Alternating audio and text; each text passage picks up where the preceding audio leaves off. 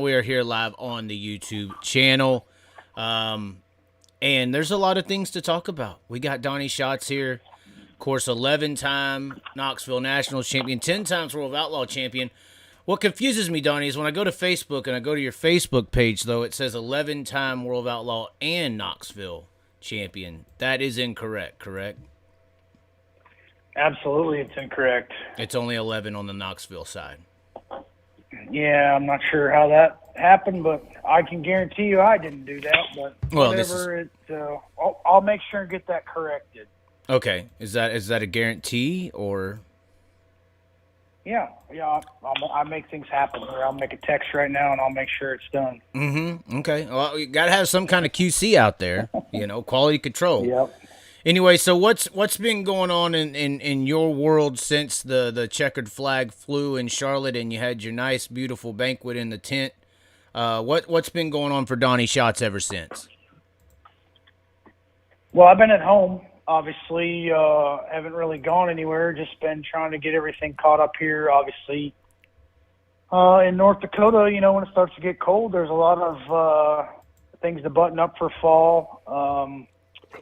My workload, just on a personal level, has gotten a little bit more than what it has been in the past, as my father passed in June. So try to make sure my mom's got everything in order she needs, everything's taken care of. So try to make sure her place is all buttoned up and everything's good to go. So it's been kind of a busy fall, but more than anything, just enjoying the time at home and not traveling, not going anywhere.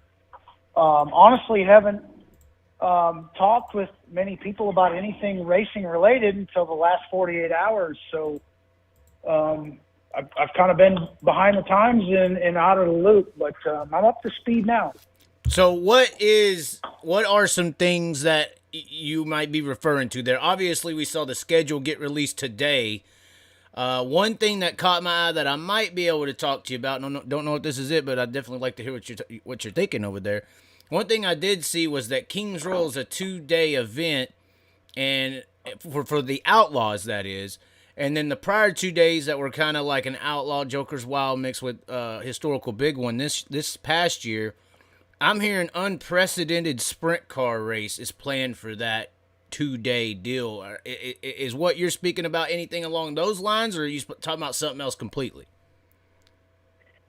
Well, I guess if you're under the assumption that because I drive for Tony Stewart that I'm just guessing information at Eldora. Yeah, I know you're guessing, which is fine. That's what most people do. I don't have any information on what's happening at Eldora, but I can tell you that if I'm looking at the schedule, and I just looked at it today because it came out, or they released one today, I seen it, and I went to put it in my calendar, and I seen the same thing. So I don't know what that's about. How do you know it's not a World of Outlaw thing? Maybe the World of Outlaws has got something else going on, or I honestly don't know. I wish I had an answer to that, but I unfortunately do not have an answer to that. So what? But there are a lot of things going on in the racing world, and there's probably a lot more of them that we can't talk about, or I'm not going to talk about because I'd probably get in trouble as a lot of these conversations that are had are, guys, we don't do ourselves any good by letting any of this information out because there's nothing really solid and concrete as to what you can say. So, like I said, I didn't really pay much attention to what was going on until the last 48 hours. And believe me, there's been a lot of things I've been in shock of. So I guess time will tell that. I wish I could give you some more insight or information into it, but unfortunately, I'm kind of a man of my word, and I'm not going to let the cat out of the bag. Well, good for the sport, bad for the sport. Any kind of details? What do you think of the information you received? Is it good? Chaz, believe me, there can be a lot of bad come out of it. I think the problem that happens is anytime anybody hears of something different, new, or change, they look at it from the perspective that it can't be any worse than it is. And I can tell you this, it can be. I remember sitting back in a meeting back in, whatever it was, when Ted Johnson was selling out the World of Outlaws, and there was an ownership meeting in Knoxville, and I recall a guy who I raced with, and I don't want to call anyone out directly, but I remember a guy sitting at the table just preaching that it can't be any worse than Ted Johnson, so we need to just go with this. And I can tell you that to this day, them words that were spoken will never leave my head, because it turned out to not be true. You know what I mean? So anytime people think the grass is greener, it doesn't always end up being the case, although there are times when it does. So, that's just actions and consequences. That's the way the world turns. And so I think there's opportunity for there to be a lot of positivity and a lot of good things, but there's also that where you could set racing back, you could set sprint car racing back, everybody could be shooting himself in the foot. You just never know. Okay. Well, I guess we could talk about the schedule a little bit. What did you think of it? Obviously the California people are a little upset that that's not happening. I guess you're going to be in Florida for an additional month. That's happening as well. What do you think of the schedule? Jason Johnson Classic going to 81 Speedway, Lake Ozark not on it. It seemed like a pretty big emphasis on 2-day weekends. I mean, should I even be asking you, are you going full-time outlaw? I mean, I don't know. I wish I had an answer for that. I honestly don't know. I know Tony's voiced his opinion to me and to, I guess, pretty much anyone that, he has some issues with the leadership at the World of Outlaws and a lot of other things. He said he's not having fun as a car owner.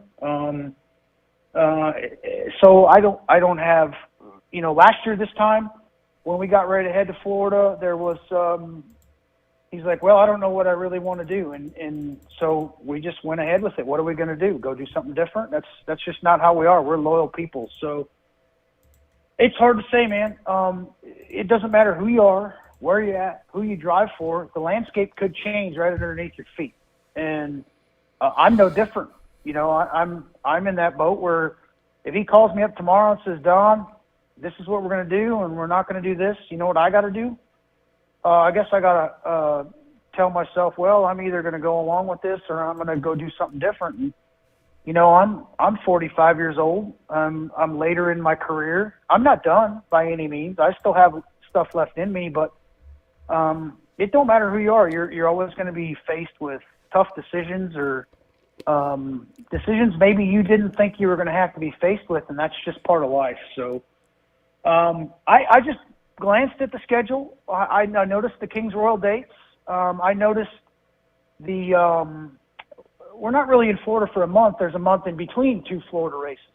Right. And I think that and you've seen, and I've heard this, that there's a lot of people that are, they want to go to California, but going out there twice a year is super expensive and super tough.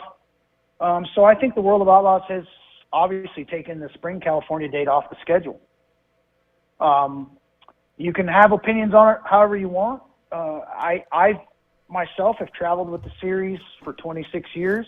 I've gone out there every time that they put it on the schedule. There's times I've said I don't really care to go there, and there's times I look forward to going there. But at the end of the day, it's not about whether we want to or don't want to do things some days, or we like or we don't like. We have to go to these places. And the reason being is because we have people to take care of. We have partners to take care of. And you can't not go to California and think that you're going to be able to sell a partnership to someone and not go to California. So as much as some days I'd be like, yeah, it'd be nice to just not go out there for 6 weeks or 7 weeks. It's just the nature of the beast. I mean, we don't always get to choose the good things in life we want to do or deal with. It's just the way the world turns. So I see it's not on there in the spring, but it's obviously on there in the fall. So maybe that's the tracks didn't want to have dates. I don't know. Those sort of things everyone thinks that we have control of as drivers. We don't. The series does that. That's their thing. They've actually asked us for more input over the last couple of years. And that's a good thing, but it's also a bad thing because you get people that one guy doesn't want to do this and one guy doesn't want to do that. And all of a sudden you got 12 guys with 12 different ideas, and you're not going to please everyone. Honestly, some days you're not going to please anyone. So I try to keep myself out of that. From where I live in North Dakota. We race up here twice a year. I love going to those races. I enjoy seeing the people we do, but anything out of North Dakota for me is traveling. So whether it's California, Florida, Pennsylvania, New York, it's just all part of traveling with a touring series, a national series. And that's how that's how I feel like I was able to get to this point, is racing with the best guys on the planet. So, you have to do that, and you're not going to do it sitting still. And so you got to be on the move. Well, it seems like how you were saying, a lot of people used to or think that drivers have control of these certain things. I think with not only, obviously this high limit situation and a lot of things socially, that a lot of people have recently, within the last 6 months, 7 months, probably a year or so, has started realizing how different series to teams to drivers really are. You say you're still confused on what is happening next year. Has there been any developments with high limit outlaw stuff? What's been transpiring in this whole ordeal? I feel like we're in a limbo period, really, on figuring out what, outside of the schedule, what the outlaws are going to be next year. Yeah, but you can sit and look back at this, Chaz, and if you take, what's today's date? 11/30. Yeah, today's my dad's birthday. Really? November 30th. Yeah. So I'm going to ask you a question. So let's go back to November 30th of 2021, 2020, 2019. Was there ever any commitment from anyone in any series on those dates? More than likely, no. It's never been paid attention to, really, either. There's never been any attention paid to it. So now there's people paying attention to things because they're hearing things. And I guess that's just the nature of the beast. I guess when there's no racing going on, that's what people like to do, is have something to talk about. And so, well, I mean, in all respects, you're getting. Can you explain to me what high limits is? I want to hear your explanation. We have no idea. I mean, I'm saying, like you said, people talk about racing. Obviously, I was about to say, you're hearing things today that you can't tell me. Obviously, has that happened in previous years where you have these types of conversations on November 30th? No, I can't honestly tell you that I've ever had been in a situation before where a group of drivers and a group of owners were united as a whole on anything. And I've been a part of this 26 years, and I gather that there's a lot of people sitting around the same table talking about the same things. And that's something that I've never seen. I mean, we've heard of this rumblings here and there, but it's pretty interesting to see that there's a lot of people conversing with each other that never did before, and having discussions about things. So it's hard to say. I don't know what the answer is. I don't know what the direction is. I just know there's a lot of racers and a lot of car owners that are unified right now to do something. I don't know that that's for the good or for the bad, but I'm a driver, just in case you don't know, in this situation. I drive for a very vocal car owner who has interests in a racetrack. He has an interest in a race team. He also has an interest in a regional series. So for me, if they let me put my seat in the car and smash the gas and do what I love to do, well, then I'm pretty lucky. Well, it sounds like you kind of just hinted there to, like, there's a lot of like you were saying, a lot of prominent teams and drivers willing to almost make a choice on something as a unit. Yeah, I guess you could probably word it that way, even though maybe that's not the case. But I guess anytime I don't know that we've come to that choice thing. I just I sit back and listen and see what's going on, and I think that you're just seeing guys all try to unify to rectify problems that they all have that are, as a whole group. And so whether that means they force someone to make a choice, I don't know that that's the case at all. But I guess that's how you get something done is you have a group of people and you try to unify and all get on the same page, because that's something that's really never happened is get a dozen plus race teams on the same page that race together every day and try to do something to, make their product better or, change their product to a certain way or a certain direction. I've seen it start. I've never seen it actually get to the point that it is today. So I guess I'm in a good spot, to be real honest with you, because if I'm a driver, I don't own a team. Fortunately, these teams there isn't one of them that it really makes sense financially to do. So right. These guys are trying to find a way to make it more viable for themselves. And if they find a way to do it, well, that's what we all strive to do, is be in the best position we can be in and what we choose to do. Yeah, that was something that I had a little bit of a conversation with somebody who, once again, we don't want to drop names and throw anyone under the bus, but pretty prominent person, and he was trying to say, some of these drivers should kind of just be quiet about making money in racing, and they were like, they're making money. The team owners and people are the ones losing, especially if they don't have a sponsor or big time sponsor footing the bills. The team owners, if they just go based on winnings, they're not going to make $1 at all. Do you think that that's something that needs to be kind of addressed? I mean, I think that's a big issue with racing overall. I think that's why rent-a-rides have become an issue in motorsports, period, because when you stop making money winning races, you stop putting drivers in the car to win. So obviously full-blown sprint cars don't have that issue, but is team owners also getting a bigger percentage and making money a big emphasis that needs to happen?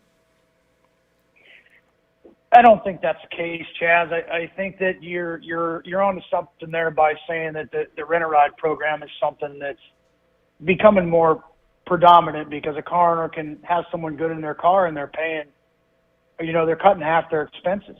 You can't hardly blame them for that. And there's going to come a day when I'll be phased out of this sport for that very reason. But I'm sitting here telling you today, I know that. And so, it is what it is. I mean, times change. If someone comes along and pays X for, and they can produce this, I guess that's just the way the world turns. What am I going to do? Hate the world for it? No, you don't. You're going to go on and do something different. I have the next generation in my family that wants to race, and I can tell you it'd be cheaper for me to do that, to rent them a ride, but I'm not going to do it. I don't believe in it at this stage, and maybe someday I will, but that's just the way it works. But, when you speak of the car owners, I've been there, and my family did it, and we were very fortunate. The last year we were a car owner, we did have a year where we made money, but it was because we won the championship. We won the Knoxville Nationals. We won the Kings Royal. We won the Silver Cup. We won all the big races. That stuff doesn't happen, and we had a year where we took in nearly $900 and some thousand in earnings back in 2007. And it's like, wow, you look at that and it's crazy, but that doesn't happen to everyone. So, but this sport is made up of a lot of little guys, and someone's going to win, someone's going to run second, but more guys are going to run third through dead last than what guys are going to take in the big money on first and second. So it's a losing proposition any way you look at it for a car owner. But we do a lot of things in life for that. I mean, Tony doesn't make money at this. Casey Kane doesn't make money at this. Todd Coring doesn't make money. Dennis Roth doesn't make money.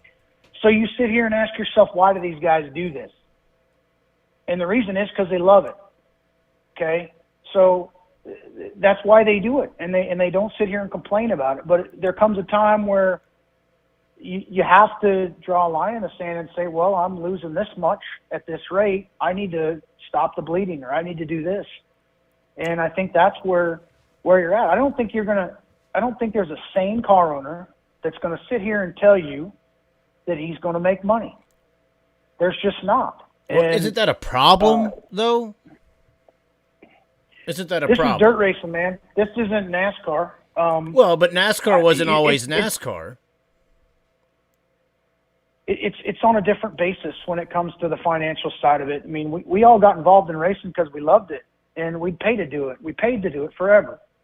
So it's never going to get to that point, but it needs to be where it's just not such a loss. It's not such a huge thing, because these car owners, and there's a lot of great car owners that are no longer with us. That once they're past, the families don't keep doing what they're right. What the person that passed wanted, because they know how much money it cost them, but they did it because they loved it. Yeah, they might have used it as a tax deduction, but it's not like anyone is ever going to make money with these teams. And so that's what the car owners choose to do. So you got to try to entice people to want to get involved in it, be owners, be drivers, all of the above. And I think that's something that if we don't start trying to do that, take that direction now, in 10 years, where's our sport going to be? There's not going to be much left, because I don't have to tell you, has your fuel bill doubled in the last 12 months? Yeah, it has. You probably traveled half as much because you couldn't afford to go any further, but our diesel fuel is double. Our hotels are double. Everything we've done in the last 12 months is double compared to what it used to. And so you have to, things have to change with that. What are some things that are almost going to be, it sounds like, proposition to be changed? I don't want to say demanded, but it sounds like there's a list of, or some things that people are wanting changed. What are some of those things? You know what, Chaz? I wish I had all the answers to that. I don't go to car owner meetings. I hear things firsthand from the people amongst our team, but I don't go and listen to all the other car owners of what they want. Obviously, when you take a group of people that race and you put them in a room, what happens is one guy wants to talk about this happened to him. They talk about experiences. This happened to me, and this happened to this guy, and this happened to this guy. And no one can really relate to it unless that very instance happened to them. So I can tell you that every car owner has the same reaction to their expenses going up with, travel expenses and the amount of traveling and all these things. I think that's something that goes without saying, that somewhere along the line there has to be some sort of concession on, hey, tow money's more of this, and that's just for the guys that chase the outlaws. But there has to be some sort of concession other than prize monies that happen with all this, because we live in a day where it's not only about, 10 years ago, we looked at how many people were in the stands, and that's how everything was based. If there was 5,000 people in the stands, man, the promoter was going to make a little money that night. You don't see that anymore because it's all based on streaming, which we don't get to see how many people are streaming. We don't, Well, so there's obviously there's obviously that scenario where, and that's really none of our business. That makes our sport grow. It brings us, to people that can't be there every day, and they aren't there every day, but yet it does affect it affects crowds, and it affects our ability to sell T-shirts. It affects our ability to do all these other things. So there's things there to help offset the car owner's costs for travel expense and bonus programs and all that. But that's that's just, and like I said, I'm a driver. I don't have those expenses, but my car owner does. And if we get to the point where our car owners get a bad taste in their mouth with what it's costing them to do this, like I feel like my car owner has, well, then there's going to be a change coming, and maybe that car's not there anymore, and maybe we have to go get jobs at McDonald's or something. Who knows? I need a co-host. You need a co-host. If I was your co-host, man, you'd be out of a job the first. Oh, okay. Confidence is key. I'd be the host. Confidence is key. I'd be the host, and you'd have to do the technical side of things. This is true. So I was talking to Cody Sommer about we got onto the high limit outlaw deal and all this stuff, and I kind of mentioned charter system because he works in NASCAR, and he basically went into and it made me think of this when you're talking about streaming and all that and transparency, and he literally stopped me in my tracks, and he's like, those guys get numbers, those guys get dollar amounts, totals, they get percentages of broadcast revenue, fans, obviously sanctionings. I mean, there's a lot of things that other systems that get to this point of contracted drivers that these types of things that you just alluded to aren't transparent are. So I'm just trying to think, why is that something that is so held back? Like, I was on another podcast, we were talking about it, and I was like, if they were like, maybe the number's not that big, and I was like, well, if it's not that big, why are you hiding it? Why are you keeping it? Why is it so valuable to not be told if it's not a valuable number? Well, Chaz, what's your Social Security number? That's a whole nother subject. No, you're going to tell me that's none of my business. That's right? an identity issue. That's completely different. No, that's not. It's really none of my business. So, in other words, if you walk up to a guy and he's and you think he's making money, and you ask him how much, and he don't want to tell you, well, I mean, I kind of look at that as that's his own thing. I mean, everybody sees the glitz and the glamour. They don't see the negative side of it. And I can tell you, my family's been in business a long time, and they've done very well. But I'm telling you, there's not a good side to it too, where people see the good, but they don't see the bad you had to make up for or loss in this. So, is it my business to sit here and ask someone how many streamers did you have on this event or this event? No. When it's a private entity, I feel like that's kind of crossing the line on that. I think there's ways to be more fair about it than trying to say, hey, you're making a fortune and we're not getting enough. That's not how the world turns. Otherwise, and that's when I brought this up to Cody, he talked about how the NASCAR situation works, which is very similar in this scenario with teams and contracts with the series, that this is kind of, normal business in that scenario.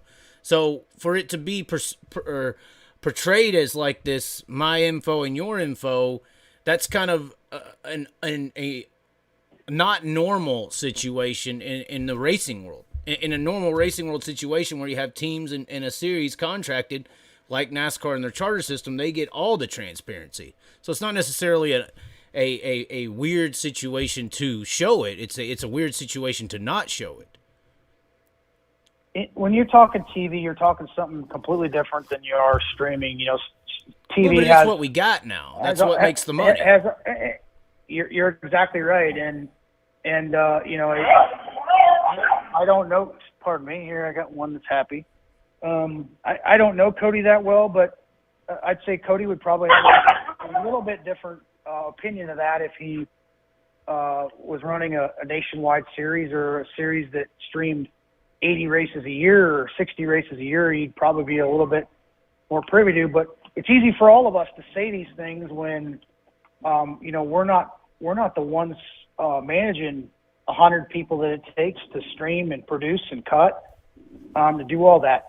And obviously someone who's got a smaller type of a streaming service is probably going to have more expense than someone that has more of a broad range, like what's out there. You take our platform that we have that we race with now, and you compare it to Flow. They're nowhere near as big as what Flow right. is, but that they're a bigger conglomerate. They do a lot more things. They do, all kinds of sports and all this and that. So it's not really comparing one to the other, just because it's not really fair to take those revenue streams and even try to compare them when they're doing multiple things. So right. I mean, you could consider Dirt Vision. And at the end of the day, you know what my business isn't? My business is not streaming.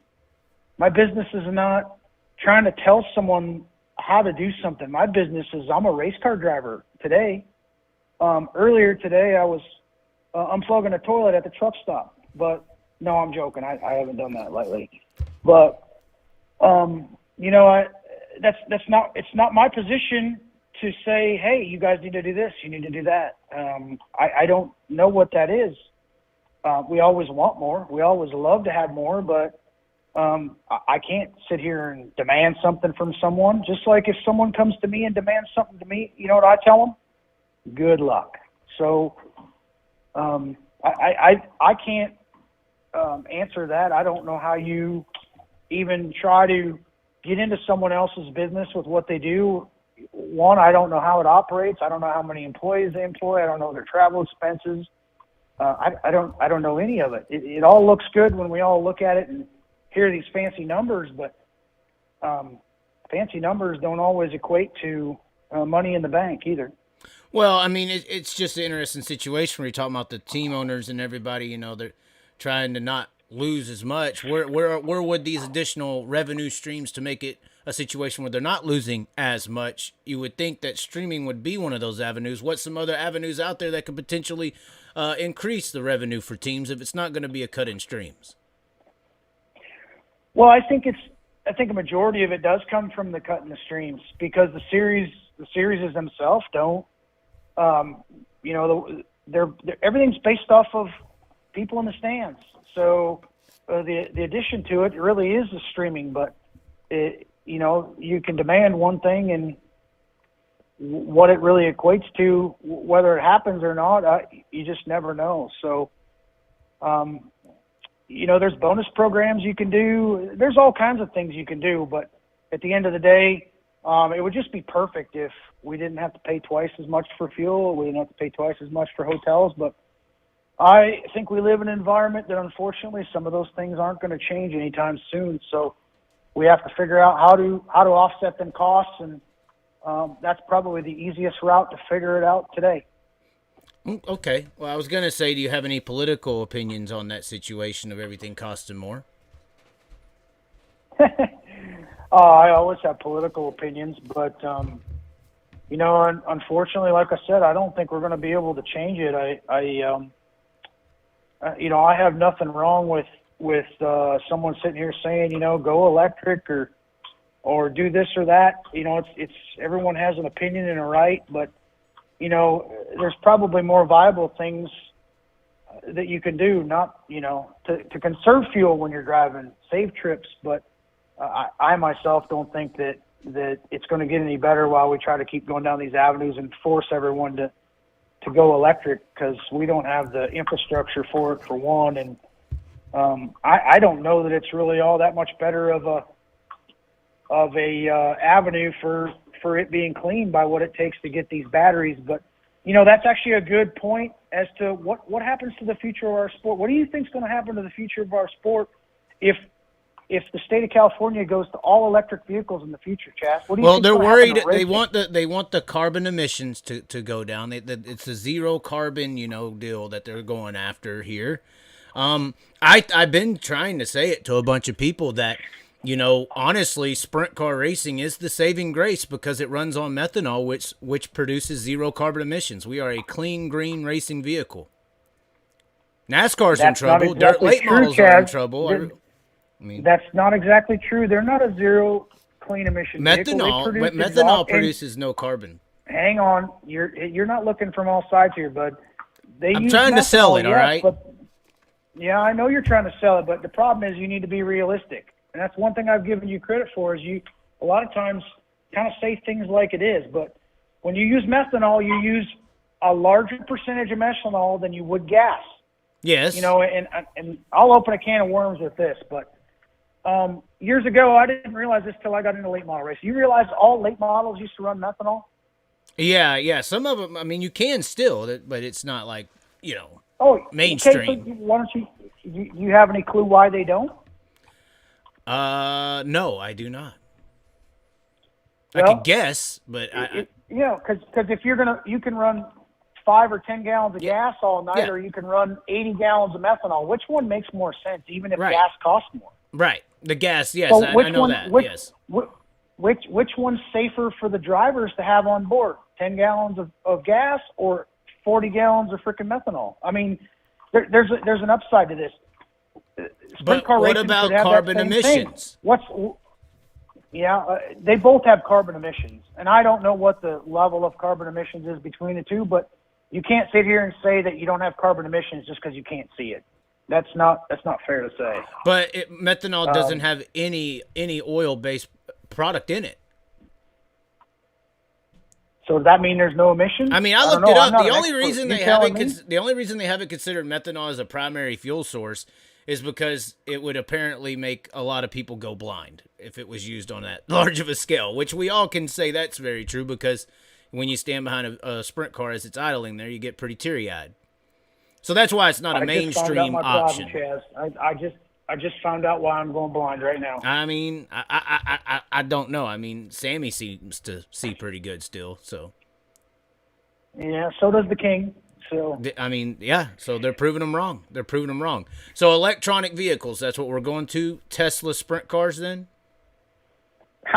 I'm asking you, man. I don't know. I'm just when I sit in here, we're going all electric vehicles by whatever it is, 35, 34. I don't know what year it is, but what does that say for racing down the road?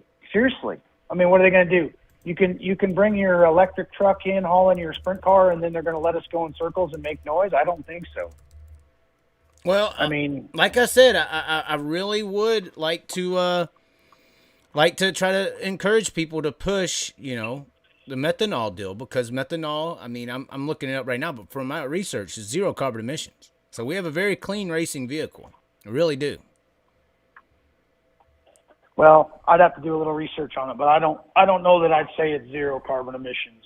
There's still emissions going into the air, and it's probably twice as much emissions as what any other vehicle would, because whatever fuel you burn is what you're going to get for emissions, correct?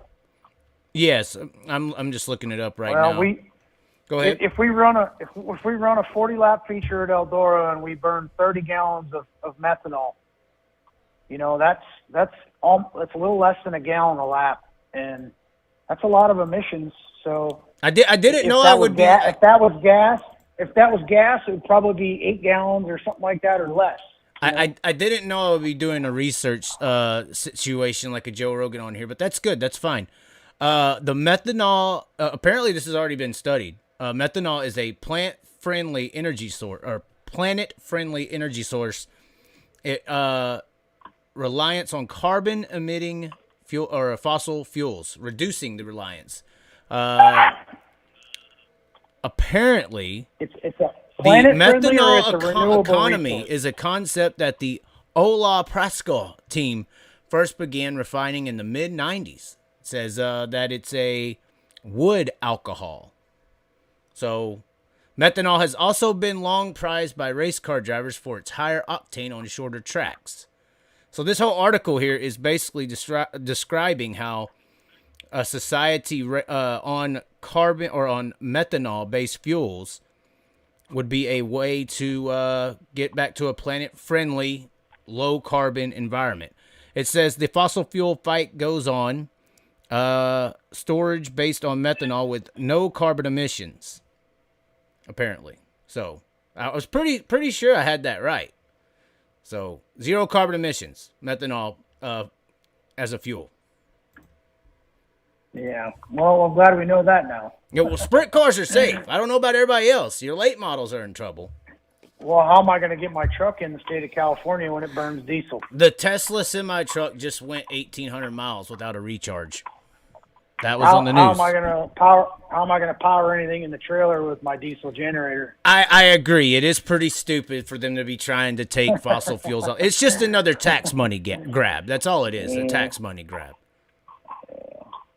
Anyways, off topic. We're getting too serious now. We'll start talking about Trump and Kanye next. What are some things that you would like to see next year in the Outlaws? You personally. I mean, a 15,000 minimum pay. I see people message me left and right. Why is it 10,000? Ask him, is he fed up with 10,000 to win shows since it's been that way for 30 years? How do you feel about that? Should it go to 15K or 20K, or should we just rise start money? What's the situation there? Well, I'm probably going to get in trouble for this, but my opinion has been this for some time. I'm not going to sit here and complain about what it pays to win. Okay. And I'm going to tell you why. Because two guys leave the racetrack every night and they make sense of being there, and that's the guy that runs first and the guy that runs second. But everybody else that comes third on back gets a thank you and a slap in the face. Right. And unfortunately, that's just the nature of the beast. This isn't give trophies out for all 24 people, but you have to, when it comes to racing with the series, when you're committed to the series and you go to every race and you go up and down the road, I'm going to take a Jason Sides and a Craig Kinzer, for instance. The series is made up of a large group of guys, and you take a Jason and Craig, and they battle to be there every day. And they don't have the finishes of first or second, like what pays. So they battle for the positions that are where all that pay. There's no pay. You know, it's $500 to start or $800 to start, and it costs them more every night to come in the gate than it does to where they finish. And these series can't be composed of just three teams that have the funding to run first and second, or four teams, whatever it is. So do we get it to where the that they toss in some stream money and it's 20,000 to win and 2,000 to start, like XR and other places we see do, or what's the solution in that situation? What would you like to see?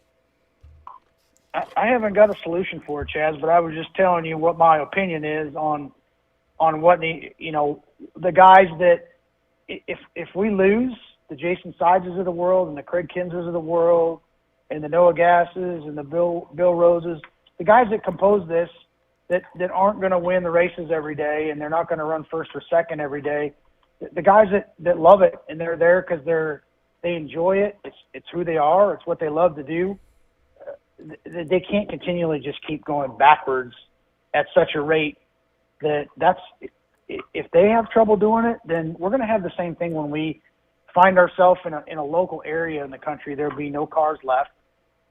There's already a lot of places in this country that don't have a lot of local 410 sprint cars when we go there. So we're struggle for cars. Hence why we have to go to a 2 heat race format where we fortunately haven't had to do for some time.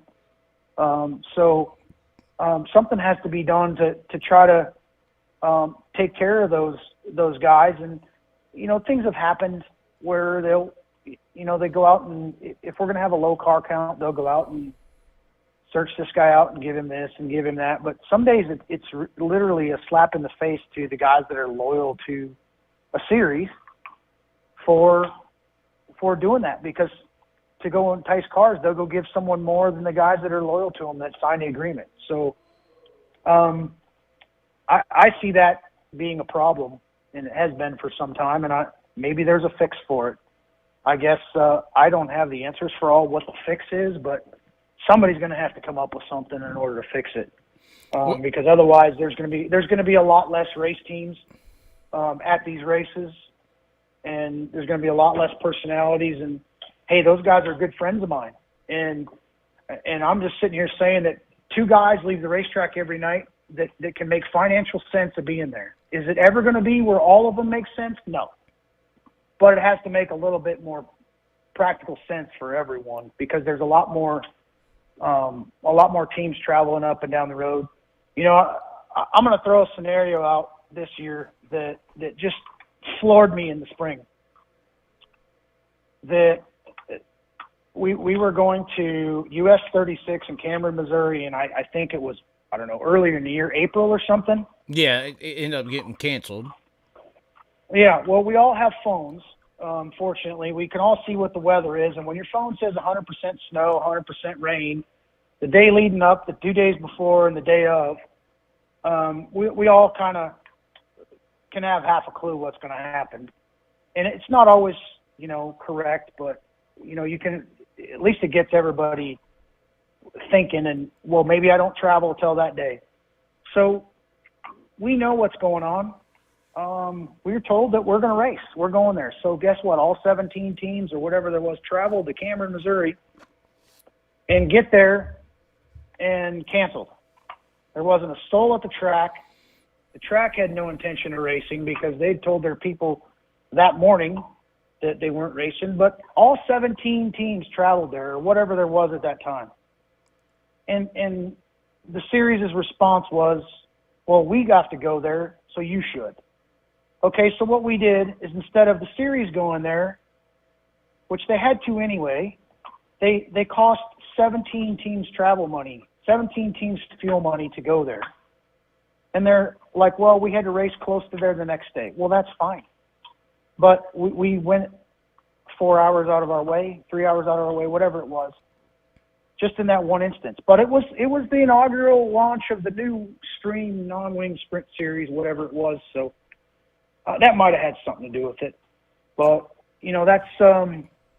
that's just one thing that sticks out in my head that's kind of, it makes no sense. It's nonsense, I myself never left home.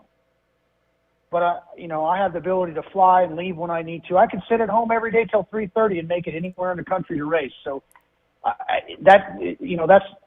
I'm in a little different position on that, and that's my own problem. But, for those teams, that doesn't make any sense. And things like that have to be, they have to be managed better and have to be,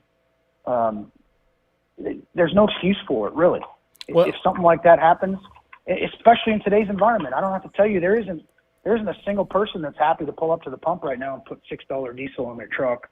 Right. And here's the thing. The guys that are complaining about it, Chaz, the guys that work on these teams, not a one of them, the money comes out of their pocket, okay? Not a one of them.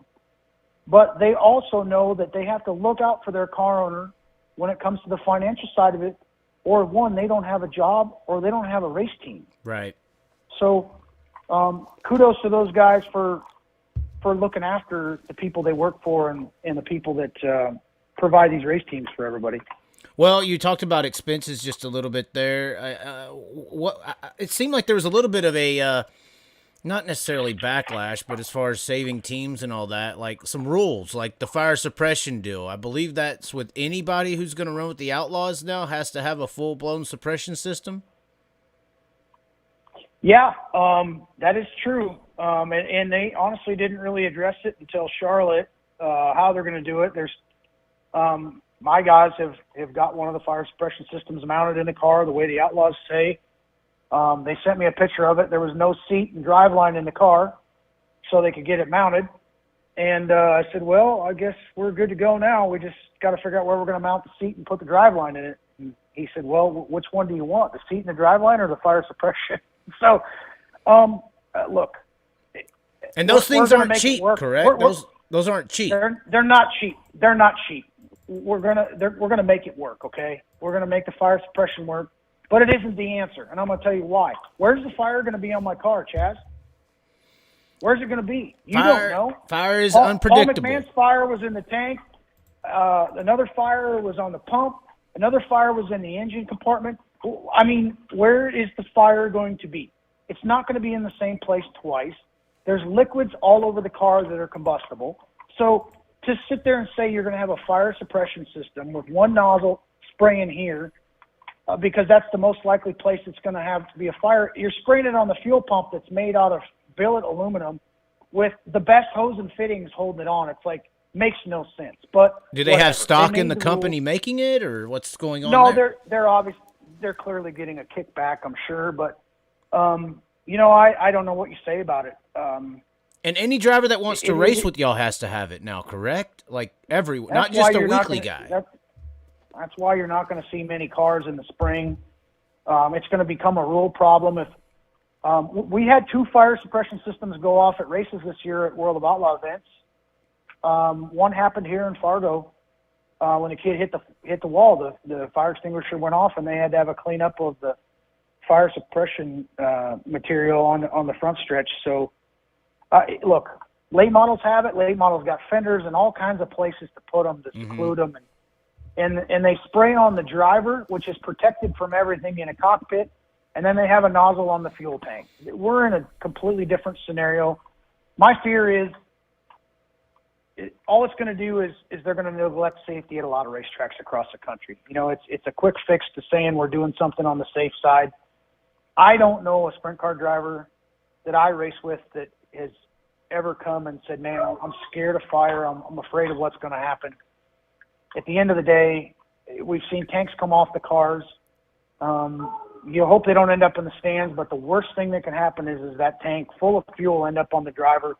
But that doesn't mean that one nozzle in that little tank is going to do even anything. But, you know, some people preach it, and that's their opinion. I love living in this country where someone can have an opinion, and I don't have to have the same opinion. Let's just have a discussion about it. You know, we all have experiences that are different from others, so we'll see what happens with it. I mean, we've complied with it. It's in my cars, and I think there's bigger fish to fry, and there's bigger problems in the world other than fire suppression systems. Right. I guess rules could be an interesting topic. When is the last time the Outlaws sent in a tire sample? I think they say they send them in, but they don't. And you know, at the end of the day, I don't. These know are that full blown should go karts. really These are 900 horsepower go karts, and go kart racing is nothing but tire dope. I know. So, I know, Chaz, but here's the deal: the World of Outlaws isn't in the tire business. I'm not in the tire business. You know who's in the tire business? Hoosier. So, if someone's going to regulate what happens with these tires, Hoosier's the one that knows what they're composed of, what they're supposed to be, what they're made of, not the series, not the drivers, not the teams. And I didn't realize that until we went to their facility and toured their facility years ago. They wanted us to come there and see how well they make the tires and the people that make them and you know, give them a pat on the back, and we did. And Hoosier has a state-of-the-art chemistry lab, and before they pour any tire in any mold, any mixture, they can tell you if it's a bad batch of this, if it's a bad batch of that, and they don't run the stuff. They have the stuff to do it. So it's 2022, almost 2023. I can tell you what the pH is in my swimming pool from my telephone 10,000 miles from here. So why don't we have the tools in today's environment to be able to do that? But I don't operate a series. I have an opinion. Well, a series is supposed to regulate fairness, and you know, Hoosier can make a tire as good as they may want to make it, but we're more talking about what people do with that tire after Hoosier ships it out.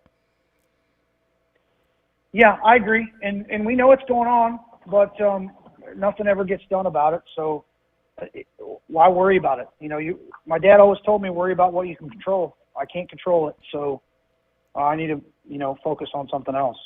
Now, is there any tire testing? Has anybody done? Somebody was talking to me earlier today about you testing at Kokomo leading to Charlotte. What is tire testing even a deal? Do teams take time to test tires or widths or sizes or just test days in general? What's that all about? Tony tested at Kokomo. Okay. I think it was it before Charlotte or I don't remember if it was before Charlotte or after. Yeah, they have a you know, you can't really blame them. They want to try to continue to make a better product and make the racing better. And I guess they have some opinions on it, and they've made a couple tires. I know Tony went and tested for him at Kokomo. It's not like it's a secret. I wasn't there, but you know, I know what he said, and you know, but that doesn't mean that they're changing anything. It's just they have something that they were testing, but they also had non-wing cars there, and they had all kinds of stuff. So, I mean, they wouldn't be a professional tire company if they weren't trying to continually see and change things, and they've done that forever. From ever since I've been around this sport, they've tested and done certain things, and I'd say 99% of that stuff never actually seen the light of day on a racetrack. But I do know Tony tested for them. Okay. So new mold, new what? What's that maybe all about? A whole new tire for sprint car racing, or is it just some adjustments? Well, it was obviously sprint car tires, but I don't know what they had that was different. That you'd have to ask Neil Kalman at Hoosier what they did different to the tire. Obviously, they have an opinion on wanting to make some changes, but they're not going to tell. The last person they're going to tell if they're going to go test is the driver, because they don't want him to have preconceived notions. So they won't tell you. You put them on the car, and you take the driver. You take the driver's feedback. That's what testing is. You know, the driver doesn't need to know what it is or what they changed, because as much as we might think we're engineers, I'm the furthest thing from an engineer. Right. Well, you know, there's a lot of things that happen on an outlaw race and not outside of tires and fairness and rules and all that. I have heard some other people complain about we know how important qualifying is. Heard some people kind of rumbling, not real sure how credible, about how the live timing during qualifying can sometimes be faulty, maybe, or tampered with in some way. Is that possible? I think anything computer related can have an issue. I don't think there's any question about that. I've been in trouble over this topic a few times. One that I can distinctly remember years ago, and I honestly haven't really brought it up since, but I remember being in New Egypt, New Jersey, and it's got to be at least 5 years, maybe 4 years somewhere. Probably the last time we were there, or maybe the second. I ran 10th in the feature, and my best lap in the feature was a 9.91. And the guy that won the race's lap was a 14.03 something. So I did almost a 5-second quicker lap, and I ran 10th. So I said, I questioned the guy doing the timing and scoring. I said, well, how's this all about? And he's like, well, you can't manipulate it. I said, well, tell me how I did a 9.9. And, well, he got madder than hell. And in fact, I'm pretty sure I'm still on probation from it. But, and the guy happens to be a very good friend of ours. And, but I guess that's the nature of the beast. So can they make it look however they want? I think it's possible. Don't get me wrong. The digital timing and scoring is a real attribute to being able to control it. But I think sometimes a person gets so focused on looking at the screen and then they have this split yellow and all these things that sometimes you forget when you look up. I'm like, well, what lap was that? Was that 14, 13, 12, 15? I mean, there's a lot of variance in there. So it can be pretty confusing too. So I think for the most part, things are legit, but man, there's not a computer on this earth I don't think you can manipulate to do something. So I wish I could figure out how to do that. I'd probably make a lot more money manipulating computers than I would driving race cars. Well, I mean, is the passion still there to drive those race cars there, though, or has it changed over the years? I mean, I know you keep talking about, the car owners with the nieces down there. I mean, passion still the same for Donny Schatz and racing in 2022, 23? Absolutely. The passion's still there. I can tell you I got a couple problems. One is my threshold for bullshit is a lot less than it used to be. And my filter's broke. So, but that's beneficial in today's world. Well, not really. That's two things that could probably be the end of me, and two things that will cause me a big problem. But it is what it is. I was raised the way I was raised, and probably more so now than ever. I am who I am, and you can like it, you can not like it. I'm going to be good either way. I'm going to do what it is I want to do and do what I love to do, and I'm still doing that. And until that changes, until that fire goes away, well, I'm going to be doing what I'm doing. We obviously see like Brad and Larson looking into doing series event style stuff. Is that something that you could see yourself doing? Events? Could you see Donny Schatz being an event promoter? Not with high limits, no. Just doing an event. You know, Cody Summers has the dome. You know, Edwards have the chili. Have you ever thought about doing an event? You know what I'm going to do, Chaz? You know what I really want to do? I'm going to tell you probably something I've not told many people before, but I had the very distinct luxury when I started racing with the World of Outlaws back in '97. Probably the one person that I looked up to the most, apart from Steve Kinzer, Sammy Swindell, Doug Wolfgang, was the guy who started the World of Outlaws. And in today's environment, there ain't very many people left that got the race for Ted, around Ted. But the person that he was the kind of guy that when you went to the races, you almost felt like you had to do good, or Ted would tell you to load your shit up and leave. You'd embarrass him. You want to be an outlaw, you better figure out how to be better.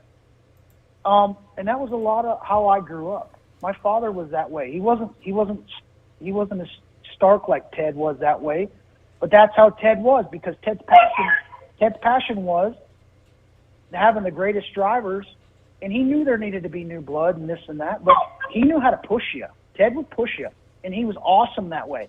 But you know what? He also loved you, even if he didn't even know you. All he cared about is you were an awesome racer, and you were there. You went on the racetrack, you did the best you could, put on the best show you could. He was the biggest fan, but he was also the biggest critic. And that's something that has changed in this sport over the years. And I miss that. I remember back in the day, I was young, and I had I was dating a girl, and Ted came up to me one night at Lernerville. He says, "Shots, get on, we're going for a ride." And I was like, "Oh boy, I'm in trouble." Well, I was in trouble, all right, and I'll tell you why. Because he took me back in the trees down the bottom of the hill at Lernerville, and I thought he had a hole dug for me. He was going to shove me in it and fill it full. He wanted to let me know that I had the longest streak of top 10 finishes on the tour for the last 10 races. And then I got this girlfriend, and guess what? It all went to hell. You know, Ted was like a father figure. He pointed things out that most normal people wouldn't. And I actually feel sick to my stomach that the young kids of today's environment don't have someone like him to go thump them up alongside the head and say, "What the F was that? What are you doing?" Or pull your head out. People don't do that anymore. And honestly, that's how I was raised. That's how I feel like I got to this level, was seeing that, how he had Steve there and he had Sammy there, and he drove those guys. You guys see, everybody's seen the Steve and Sammy show, but Ted thrived right into it, and he pushed them. He kept pushing his drivers. There's no push anymore. There's almost nobody that even cares. So at some point, when I'm done racing, Lord knows that I can end on a good note someday and not in a box or whatever it might be. I'd love to be that guy. You know what I mean? Because I think that's what our sport is missing. Someone that's the biggest fan, someone that's a motivator, someone that's a pusher to try to keep that product. And he was that guy that fought with Cappy at Knoxville, and he fought with them at Williams Grove, and he fought with Earl at Eldora. I mean, these guys had lockdown, throw-out, screaming matches. But you know why? Because he had passion for it, and they had passion for their facility. Nowadays, it's whatever happens, happens. And I honestly get tired of that mentality. I want quality of show. That's how I was brought up. He wanted to have the best show every night. Once in a blue moon, you had a rubber down racetrack, and he'd be like, "Well, we're not coming back here again." You know, and you can't really have that attitude, but yet you want to try to make it better. I don't know anybody realistically that when you go to these races anymore that is worried about quality of show. And they should be. Fans pay to get in. They pay dearly to get in. They pay dearly to watch online. They should do everything in their power to put on the best quality show they can every night from a series standpoint, because that's what's expected of us as race teams, and that's what we do as drivers. That's what the crews do. That's the passion they put in, but it's lacking at that level. So at some point, I'm going to be that Ted Johnson. Now, what do you mean by that? Are you going to be series promoter or a series? Are you trying to go for World of Outlaws director, CEO? Are you trying to take Brian Carter's job? What do you mean? I don't know. Maybe I'll have my own series someday. Who the hell knows? I'm just telling you, someday I'm going to be that guy, because that's the guy that I felt like he helped me in that sense. He looked up to me in that sense. He believed in me. And you don't see that from these series anymore. I mean, he made me feel like I was one of his own. He made me feel like I was family. And you ask anyone that races with these series in today's environment, ask any of them if they feel like family to the series. They might feel like a family amongst their own team, but they certainly don't feel like they're family amongst the series. Your family won't even show you streaming numbers. Your family won't even show you streaming numbers. You know what? Streaming numbers don't mean shit to me. I know what you mean. There. I know what you mean. I'm just saying. Chaz, my job is to make sure they got streaming numbers. Right. That's true. And we know they do. It's honestly not my business to know what their streaming numbers are, but it's also my job to make sure that we feel like that everything's fair on our side of things. When things change for them and get better, they should change for us and get better. So I'm not going to sit and tell someone how to run their business, but when there's something due, something's going to be due. If it's not, well, I guess shame on me. Well, it seems like you're saying you have a future passion to be the guy running the business. Believe me, it's one of those things that I always I hope I can race and be healthy and not get hurt and be put in that position. But is it realistically something that'll ever happen? Probably not, because we have enough family stuff going on here with family business stuff, and I thoroughly enjoy it. But I've been around racing my whole life. Racing's what I've always done. Did I need to do it? No, I do it because I love it. So it's no different if I don't race. I feel like I want to be a part of it, and I have something to contribute to it. I feel like I could probably contribute more to it when I'm done racing on that level than anything, because I've been around in multiple eras of things changing, and you gotta get back to its roots, where it come from and how it got here. I mean, that's one of the most important parts, is how did we get here? I mean, it's I didn't even realize this till today, because we all get enamored in BS all the time. But I seen a thing today. The Outlaws have a race at Devil's Bowl in April this year, and that's 50 years at Devil's Bowl. Well, that means 50 years of the World of Outlaws. You realize that? Yes. That's 50 years of the World of Outlaws, too, because that's where it all started. So sometimes, as much as modern day is here and you have to adapt to the environment, you still have to go back to the core values that got you here. And I feel like, unfortunately, some of them core values have been forgotten. They've been overlooked. They've been neglected.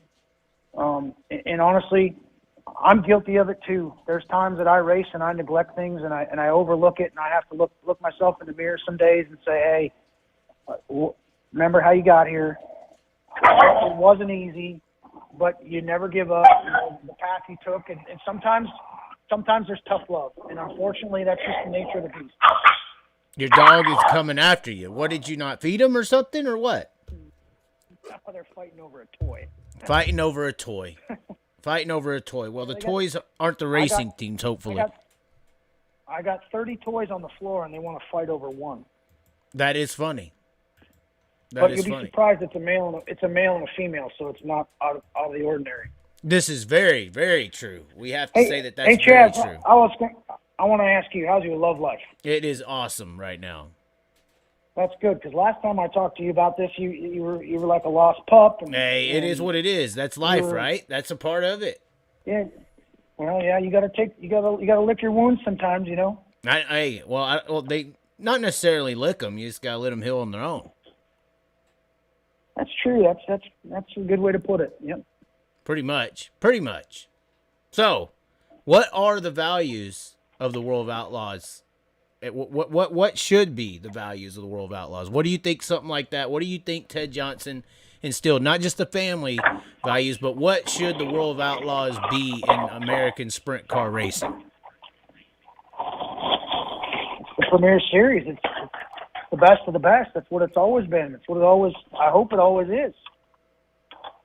And that's it. I don't know how you sit here and say and put a value on it. No, what the values, how you were just explaining how the values of this sport you don't see are there anymore. What are these values that it needs to be? Well, everything revolves around leadership. We don't see the guy that runs it. And maybe that's because he's gotten too big with too many things. Maybe the streaming service is too big for late model series and the sprint car series and extreme non-wing and extreme midget. I mean, maybe there's too many different avenues that have expanded and branched out based off of the World of Outlaws sprint car series, because that's what it was all predicated on. So, it's pretty simple. I mean, I said it, quality of show. I mean, yeah, not everybody's going to be happy every day, but if you can have quality of show every night and you have leadership, everyone feels like they're part of the family and everything's fair to them. Well, I don't know how much more you can ask for, because you take the schedule that's there. I mean, somebody's always going to find something to complain about. There's no question about that. That's just the nature of the beast. That's the times we live in. But I think that but you make it sound like everything's terrible. It's not. No. It's not all terrible. It's not all terrible. There are some people pointing out some things they're not happy about. Obviously, you're hearing things where a group is upset with certain things. So it can't just be one thing that's wrong. No. Well, this is something that no one's forced to do. Nobody's forced to do this. You can gladly stay home. You can go race somewhere else. There's a lot of other options, but there is a small core group of people that believe this is the best of the best, and this is where the best of the best want to be. And I'm one of those guys. And I've done it for 26 years. So you can look at me a couple ways. You can either think I'm a dumbass and insane for making 26 years and think it's insane, or I've spent 26 years believing in something that I really love and enjoy being a part of it. And I think it's more the latter than anything, but it's the more you're around something, the more you have the ability to nitpick things and criticize. And believe you me, that's what happens is people get criticized no matter what you do. A lot of days you're in a no-win situation, but that's just the nature of the beast, man. Well, I mean, squeaky wheels do get the oil. I mean, without somebody saying something or doing something about it, nothing ever changes. So if change is needed, somebody has to speak up for that change to even be initiated. Yeah, that's true. I mean, I don't think there's any question. I don't think I need to tell you today that there's some squeaky wheels, and whether they get the grease or not, that's out of my control. But I think there's been plenty of squeaking, so we'll see what happens. Well, you're up there in freezing North Dakota, or is it freezing up there yet? Yes? It's just been cold the last day or so, a little bit windy. I think it was in the single digits this morning. Yeah, That's pretty cold. Yeah, you probably wouldn't like it much, but I love it. North Dakota's my home. Born and raised, have no intentions of ever living anywhere else. I love it here. In fact, I got new neighbors across the river. I heard the guy's a real a-hole, but I'll go introduce myself tomorrow. I won't do it tonight. But will you roll over with the race car and everything, or how do you introduce yourself to somebody? You ride up on a horse out there? Is it Yellowstone? Say, hey, man. No, I'll just roll over there and say, hey, I heard I seen him moving in today, so I'll say, hey, I know you moved in. Just want to introduce myself. I'm the local a-hole in the neighborhood. If you have any problems or hear any dogs barking, they're probably mine. Okay. And then are you going to the Dome this weekend? You got Chili Bowl plans? What's the off season looking like for Donny Schatz? I got no plans, Chaz. My plan was to go to the Dome this weekend. Actually, to go tomorrow. And I got suite passes, went in with some friends, and we got a suite there, which is kind of hard to do. And I can't make it. I got stuff to do tomorrow and Friday, so we have the Tony Stewart Racing Christmas party on Saturday night, so I need to go say hi to my TSR Nitro teammates at Tony's house on Saturday evening and enjoy that. So I'm going to go there Saturday, and then obviously next week's PRI. But I have zero racing plans. I'm not going racing anywhere. I'm not going to New Mexico. I wish I was, but my focus has really been in the off season here, getting my nieces' sprint cars and late model program up to speed and organized, because they want to race next year. And I got started with them so late, and I got so unorganized and so far behind that it made their racing absolutely atrocious for myself and Zach and everybody involved. And I want to be ahead of the curve. I don't want to go through that again. They didn't get a fair shot at it. The first time they tore up, we didn't even have enough stuff to put 2 cars back on the racetrack, so it was kind of embarrassing. But that was 100% on me, and I'm not gonna allow that to happen again. So that's my winter project, and it's been quite quite the process. So I can tell you, I swore I would never be a car owner again after having my own, but here I am for these kids, and that's the only way it works. But it's painful. Yeah, I bet it's pretty stressful. We're very fortunate to have a small group of people that help us out, and they're very generous to us.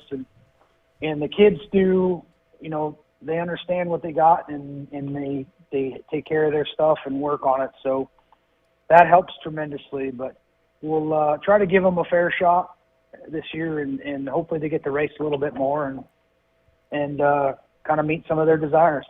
Well, I know we're closing down here just a little bit. I guess we could one thing I guess I would want to know is, this stuff that no one else can know apparently.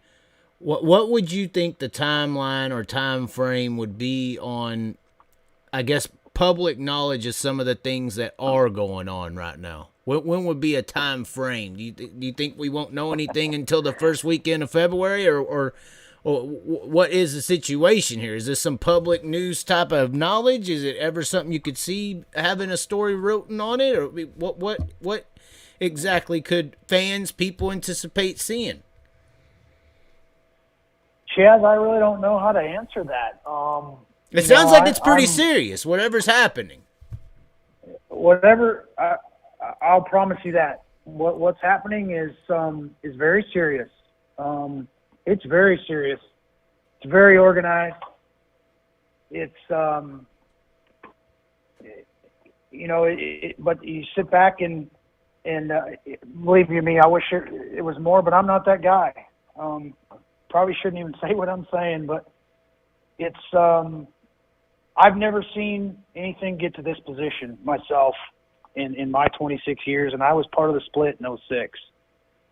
And so, it's I don't know what else you say. I don't know what the timeline is on things. I don't know that honestly, till you get to the first race, who knows? It's all I can tell you is there's a group of people that they're committed to stick together as a group, and that's as much as really has ever happened in the past. How much further it gets than that? It's way above my pay grade. Obviously there's a lot of people that are burning the midnight oil, seeing what happens, and it's not me. I'm a driver in this scenario. And I drive for a guy who tells me, if he tells me, hey, we're not going to run the Outlaws this year, or we're going to run the Outlaws, that's what we have to do. I mean, that's what I have to do. So I'm not going to go against the flow. And when you say flow, that's not no pun intended. You don't mean go against the flow like flow racing. No, that's no pun intended. Okay. No pun intended. What is flow, by the way? That's the streaming series. Sorry. I forgot. Yeah. That's why I was saying no pun intended. Apparently unprecedented sprint car race I'm hearing going to be announced on that weekend of Kings Royal. And if outlaw drivers traditionally can't run an non-outlaw race or all the stipulations, it's just like, what's happening here? Now you come in here today with this very serious group. Now and you haven't seen it since the split. That kind of, people are connecting dots at that point. I think you misconstrued what I said. I didn't see this serious of a group during the split. So but what would a split be referenced for if that ain't a similar situation? Yeah, I don't know. I referenced the split, but because that's what it was back in 06. That's really what happened. I guess it's just called a split for some reason. I don't think what you're seeing right now is anywhere a split. It's not a split by any means. It's almost a union, maybe. Kind of, yeah. A union without having to pay your dues. Shake a hand, a union, kind of. So it's got documents attached to it. Oh wow. Okay. It wasn't a Joe Biden union because you didn't have to pay to join. Oh wow. So we're talking about there is a true conglomerate between teams, is what you're saying. I think there has been for a long time, Chaz. Okay. So there is nothing. There's nothing. I got it. There's nothing. There has been for a long time. Okay. Yeah. There's nothing new, nothing serious. It's always been this way. That's what you're saying. Well, I'm not saying it's always been this way, but I think it's been this way for quite a while here this fall. Okay. Anything on the schedule that you look forward to going to, or is it all the same for you nowadays? Christmas. Man, I love it when Santa comes down the chimney and I get to see what he got me. I'm telling you, you know what? It's hard to answer that, and I'll tell you why. 26 years of doing this, there's places that you look forward to going, and then you go back the next time and you're like, what in the hell happened there? Honestly, I nitpick the places that I really don't do good more often than anything, and that's kind of unfortunate because you try to not be negative, but I think the places that I have never won and I've never done any good at are the places that I'm going to find a way to win at this year, and I don't know if I got to do dumb shit or crash someone or whatever, but I might have to do one of them things to try to win at Hobstadt or to win at where's the other one I haven't won at? Hobstadt's definitely the one that I never run good at. I love that racetrack personally. It's the best racetrack in the country for sprint cars winged, in my opinion. We started going there in 97, and everybody else talked about, Steve always used to tell me about Hobstadt, and I was like, we went there, and, it was pretty juiced up and hooked up, and you had trouble getting your car to turn and keep on all four wheels and all this stuff. But the thing about Hobstadt back then was he never went out and reworked it like 10 times throughout the night. When he started the night and he let the track go. So by the time the feature rolled around, we were racing all over the place. You could start last and run in the top 5. We did it a couple times. So, but today, it gets pretty dirty for the fans, and I can't really say I blame him for going out there reworking it, and it kind of appeases the fans. But it's almost like every time he does it, it gets dirtier and it's harder to race, and you don't really get to really do anything until the last 5 or 10 laps of the feature, which, I don't know, I guess you look forward to it being a little bit more than that. But, hey, I'm not complaining about it. Each place has their own character and their own distinction, and each fan likes a different type of racing and a different driver. So that's the nice part about living in America. Well, we with have the those schedule, opinions, and we can all think different. With the schedule, that was one of the only other complaints outside of the California people, was the complainers that there's only 2 visits to Indiana when, you've had successful shows there. I mean, Kokomo is one of those tracks. I mean, I don't think I've seen a bad wing sprint car race at that track, especially when it comes to outlaws.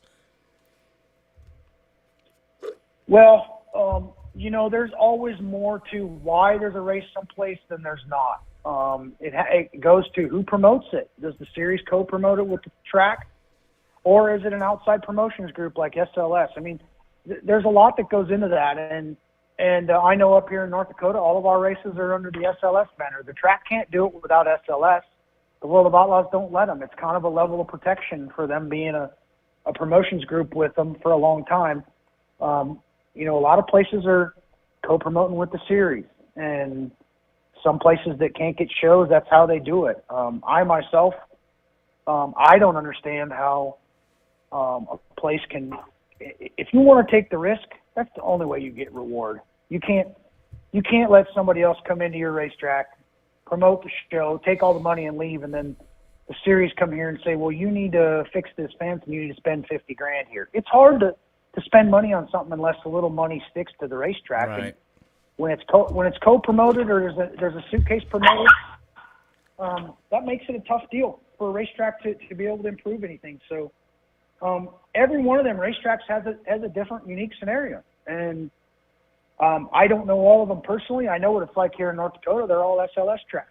So, and I know that, you know, the racetrack in River City, they'd like to have their own show. They want to have a 2-day show, but because it's someone else's territory, they can't. So that's just that's the political side that's above and beyond any of our control or our doing or anything we could ever do anything about. But that's the series' problem. Well, I guess you know, is there any other thing on the schedule outside? Can you think of the other track that you didn't win at Tri-State there? What you said, Hobstop. What else? You've won at 81 Speedway. I think that's a great racetrack. You've won at 81 already? In Wichita? Yeah. Yeah, I've won at Wichita. Yep. Okay. We won there. I think the last time we were there, the time before. Actually, I think Jason Johnson was still alive the last time I won there because he ran second, or he won and I ran second. I can't remember, but I know he was still alive one of the times we won there. Ogilvie? Is that how they're saying it, the one in Minnesota? You won there? Nothing. I've never been to Ogilvie before, but I hear we're going. So that's local for you almost. Hopefully we can be. Yeah, I guess you could say that. It's in Minnesota, so it's probably 3.5 hours from here. But that's local. I guess when you're from North Dakota, that's local. Yeah, I mean the North Dakota racing scene's kind of interesting in itself. I was going to ask you about that, but I don't know if you got time. What do you think the North Dakota racing scene needs to do? I mean, you have. People underestimate how far of a drive it is from, like, say, River Cities to Huset's. It's insane. You know, there's not a lot of close racetracks over there. No, you know, from Fargo here to Huset's, it's 3.5 hours at 75 miles an hour. It's a hard drive. I did it a lot of years on Sunday nights, and you know, that's kind of where I cut my teeth. So, you know, there's a lot of great tracks up in this part of the country. You know, probably a racetrack that's probably the most uncredited, underrated place, and it's more because it's smaller, is Watertown Casino Speedway. I have friends that race there. I've been down there with the late model a few times. I know the people that run it, a lot of the people there that race, and it's a really neat little place for stock cars. They do have a few sprint car shows throughout the year with NOSA. I don't know if it would ever warrant having an outlaw show there, but, you know, that's where my crew chief Scuba's from. So that'd be kind of cool to be able to race in his hometown. We used to race in Aberdeen, and, yeah, there's a lot of really cool racetracks around this part of the country, but some of them really don't get any notoriety until something like a mod touring series goes to them, or the Lucas Oil late models, or the World of Outlaw late model series. Or high limit. High Limit, Watertown. Well, that's true. I guess. Is that where High Limit's going? Or no, I'm just saying Watertown? that's kind of like, it sounds like their kind of mission statement, given these tracks that aren't used to getting. Well, that's you know. Have you ever thought about being a promoter, Chaz? You should probably. It takes a lot of money to be a promoter. It's the one thing I'm lacking. But yeah, it takes money to make money, bud. You got. You want to. You want to gamble. Get out there, get out and promote a show somewhere. The high limit table is very high limit when you talk about sprint car racing. You have a pretty big amount of money to put on a sprint car race. It takes a lot of money to put on any sprint car race. Doesn't matter if it's World of Outlaws or High Limits, All Stars. I think the All-Stars has a pretty good bang for the buck. I think back in the day, when we ran the racetrack here, my dad used to say, "Hey, it costs 1/3 and it pays half the purse of what the Outlaws is." And look, he had I raced with the Outlaws and he owned a car with the Outlaws. But it's when you look at things from a business side of things, they're like, well, they pay half what the Outlaws do, but it costs 1/3. So, you have the ability, some of these racetracks, to take risks on stuff like that and get a little reward from it. That's how the world turns. Well, I think, in today's modern promotional times, I think the only way you can really just jump out and actually do it on your own is you got to go at it in the high limit route. You got to go at it in the XR route, and you can take big races and put them on at any track you really want to if you have a significant control of that streaming revenue. I think that's a big deal to be able to do it right. I think that's why XR is able to do what they're doing. I mean, they're doing 100K races next year, and they're going to quarter miles and doing it. They can't fit 800 people in the stands. So I think to properly promote in today's society, you have to have your hand in that cookie jar streaming to do it properly. Well, how many races did XR have this year? I think they had 23 at the end of it. That's a lot different number than 85.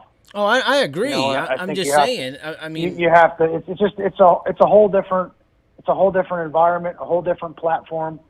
I'm not up to speed on how it's structured, how it pays.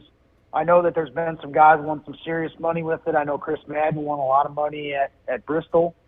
I was hanging out with this guy at Charlotte after we won that last night. His name was Jonathan Davenport, and I know he goes and runs some of them races. So, I probably should look and see how it's structured. Not that it would change anything, but you can do some things a certain way when you focus on 23 events versus 85 or 80 or even 65. So the structure is going to be a lot different, but obviously so is the streaming service as well.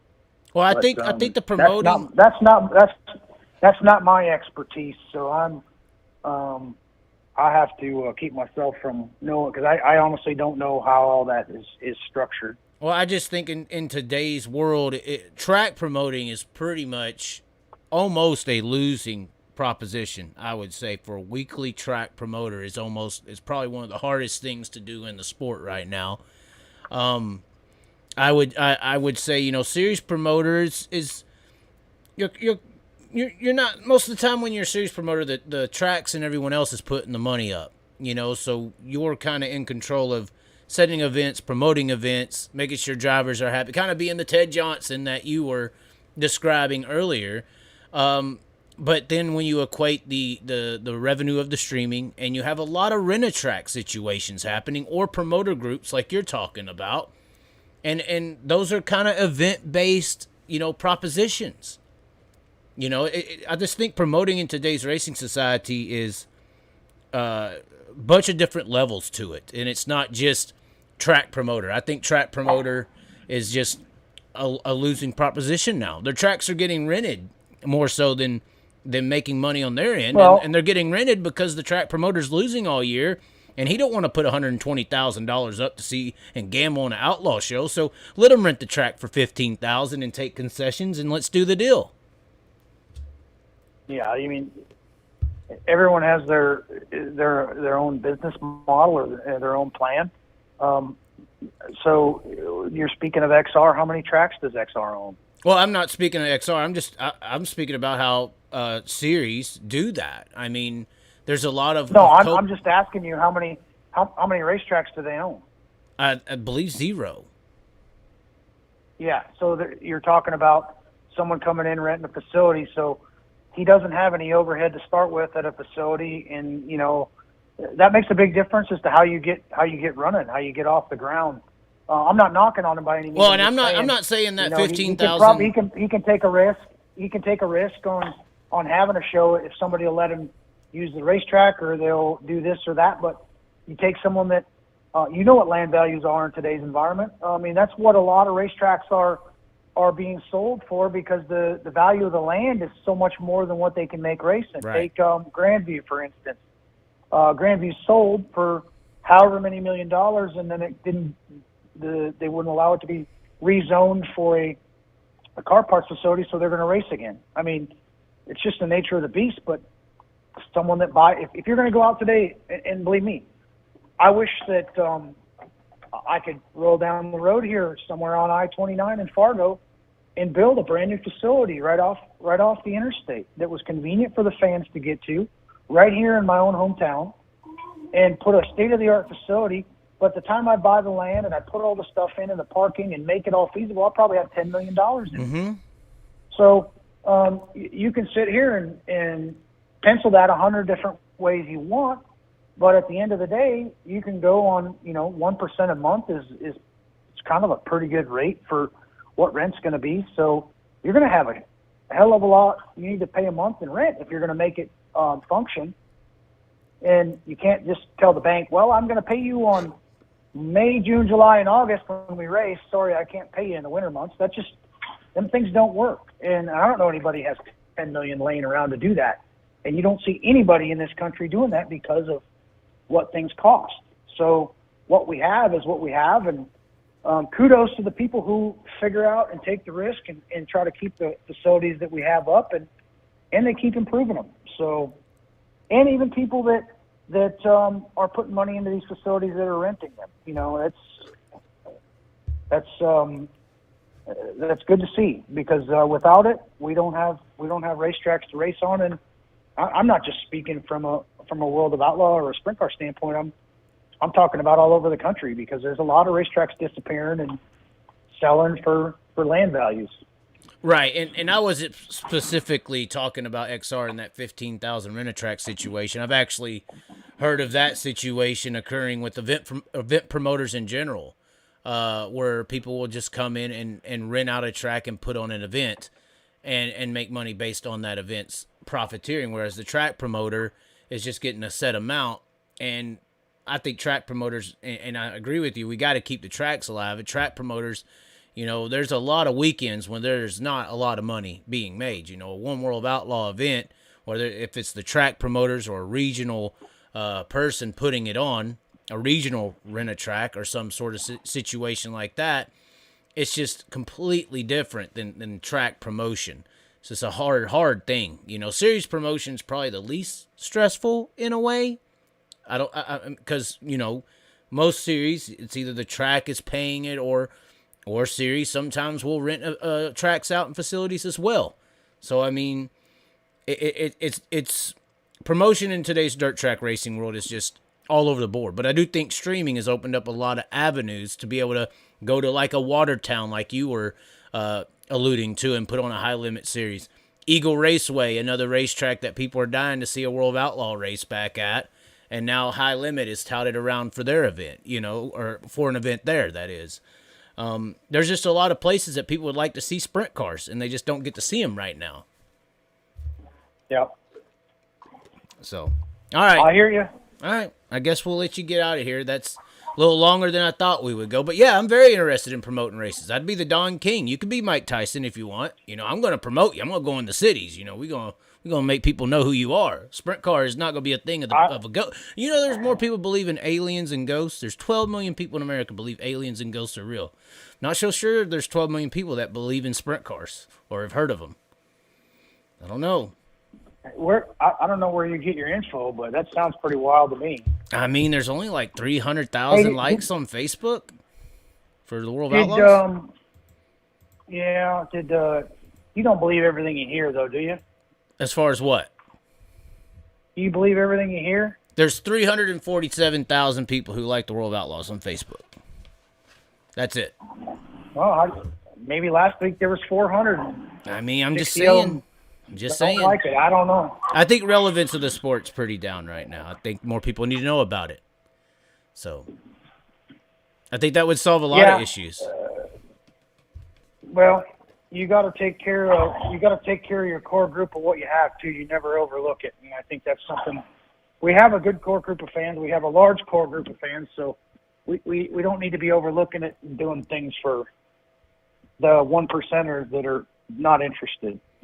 Well, I think we need to broaden the awareness of the sport to where we're not dependent on, 347,000 people. I think if you had people, lined up to go to every race at a racetrack, not just an outlaw race, that financially the sport would be way better off than it is. Oh, I'm sure you're right. It sounds good, but there's only so many people into so many things, and today's environment, there's a lot of different things to do. So be fortunate for what we have. Yeah, that's true. That's true. It's only getting better, though, thanks to streaming, is what we're supposed to believe. Thanks to streaming, more people know about it. Well, streaming helps it. Yes. That's what they tell us. Anyways, all right. Yes, it does. I guess we can get you out of here. There's no fan questions. Nobody wanted to ask a question at all. That's crazy. Oh, that's all right. It's crazy. Nobody. You got any more questions? You go ahead and shoot. I ain't going anywhere. I mean, what do you mean? Are you going to fix the shower, or what's the situation there? What's this? Do you want? I was going to ask. Do you want your Snapchat to be famous? No. What about your TikTok? You released a TikTok I saw or something? What's going on? Oh, that was a long time ago. We did the OOTD, baby. I'll do another OOTD here soon. Okay. But yeah, I'm not a huge social media person, but I get it. I mean, I truly do. That it's how my fans want to stay in touch with me. People want to see what I'm doing. This and that. It's and there's some things that some people probably just don't need to see, but then there's always someone that wants to take it one step too far and kind of ruin it for everybody. But I put that shot. I was kind of proud of that. It only took me 3 or 4 nights from when I got home I only drilled 3 extra holes in the tile that I didn't need, and we're good now. I got it finished tonight, so I'll snap it tomorrow and I'll show you a picture of it. It looks really good. It'll never look that good again because it'll get used. Somebody wants to know, have you got the Ford thing figured out for next year? Super chats will be red. There'll be a super chat button, so if somebody wants that thing that I can see it. There's so many comments coming. You can super chat and it'll highlight your chat. If you want to ask Donnie any questions, we'll take some questions here for the next 10 or so minutes. They want to know if he has that Ford thing figured out for next year. I think we do. There's been a lot of different things change amongst the Ford over the last 6 months. We've done some things that we feel like made them more drivable, but you still have to get qualified the way our format is. And it's sometimes you can start on the front of that heat and it puts you in a good spot for the rest of the night, but you still have to be able to race. And that's when we won all the races, we never focused on qualifying, because the format didn't really warrant it. The 4 quickest cars in the heat went to the dash, and the 4 heat winners, and we tried to be one of the 2. But yes, I think we're in a great spot with the Ford. Obviously, the way the season ended, it was pretty incredible. It was drivable. It still qualified. It did everything it should, and the guys have worked extremely hard on changing the cars up for the Ford Power. I think that's the biggest thing that has come into play. So I'm looking forward to next year. Another one in here. Does Donnie hate relying on a dash draw for his outcome in the race? This is a very big topic. I don't know why, the dash situation hasn't been touched on how it's done, or if you're the winner, you draw 1 through 4. If you're second, you're 4 through 8. Because, the late models, they do it completely different. They do a straight-up draw. They don't do a dash.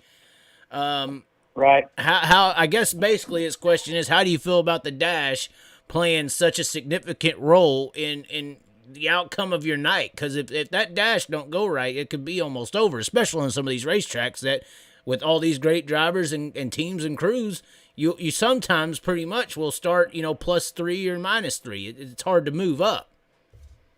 Well, that has some partial truth to it, but I don't think the dash draw really has, all that merit really. If you're in the dash, it's important.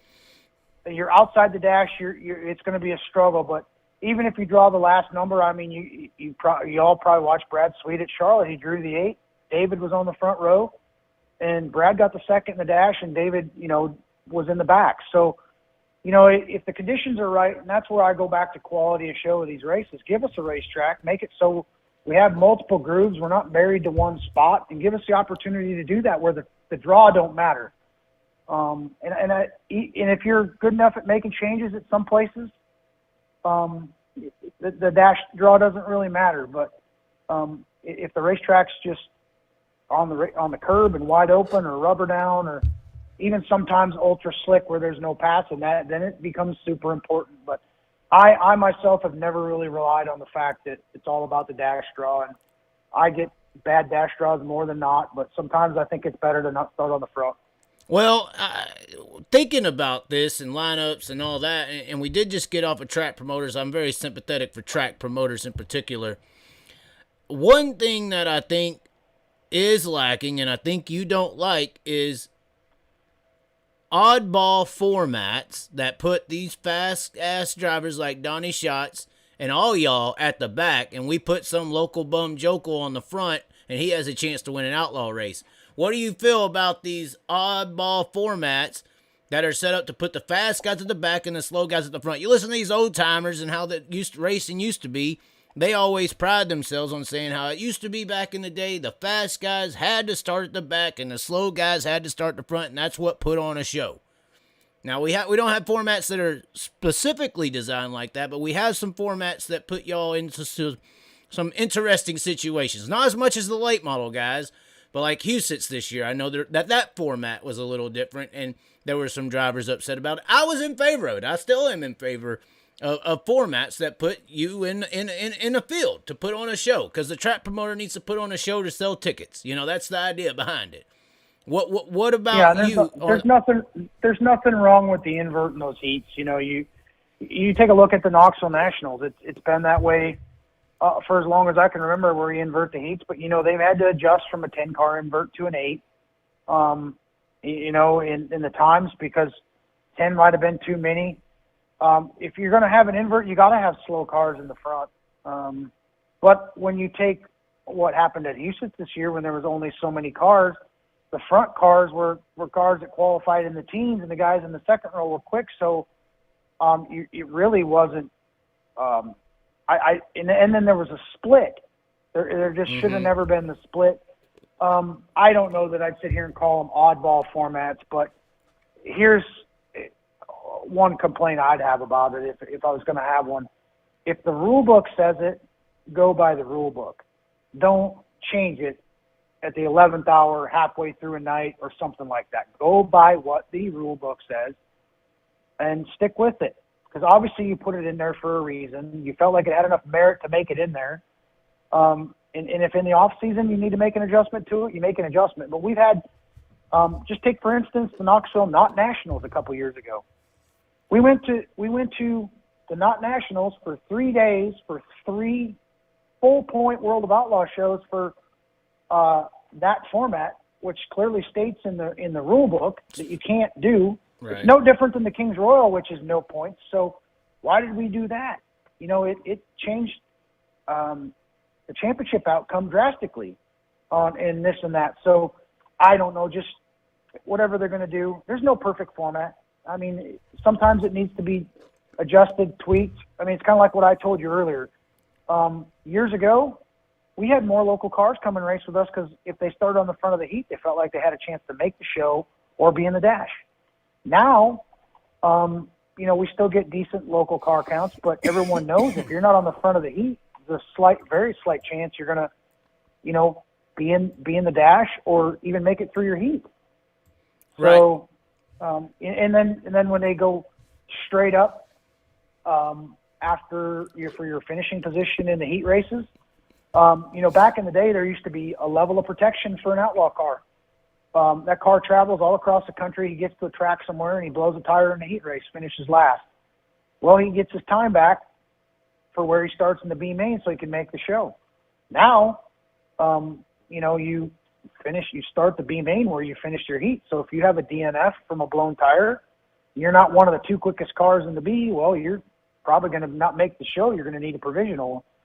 So there's a lot of scenarios you could sit and look at and go back and forth on, but there's no perfect one. So it doesn't do any good to try to sit and critique it. Well, I just think sometimes that, and I called it oddball, I guess just because I'm used, or this year and a little bit of last year, I did get into watching and following and covering some late model stuff, and they have these different formats almost all the time, whereas I do feel like sometimes when it comes to the World of Outlaw Sprint Car Series, that the format does get vanilla sometimes, and it does get to the fast cars just start up front, and that's where they finish. And I get that for the championship perspective, but for the entertainment factor, we're hoping that a guy misses the dash so that he has to start a little deep and we get to watch a guy come through the field or has a tire issue. The fan side of the situation, that is. When it comes to the World of Outlaw Sprint Car Series, you got three, I guess, formats now, correct, that are odd. The Knoxville Nationals, Kings Royal, and Huset's, I believe, there might be another one out there. What would be another one? Outside of that, it's, finish where you start, or almost. Not necessarily finish where you start, but the well-equipped teams that are going to qualify well on a hooked-up racetrack with the best equipment, best crews, and best drivers in the world, they're going to be up front all night, and there's no way to get them off that front without driving around them, and it's hard to do that for a lot of these guys. You're right, it is, But that's just the nature of the beast with what we do. I can sit here, and I'm a driver. We all know that. But one of the most expensive things that every person out here contends with, and the most intricate thing we deal with, is the engines in these cars.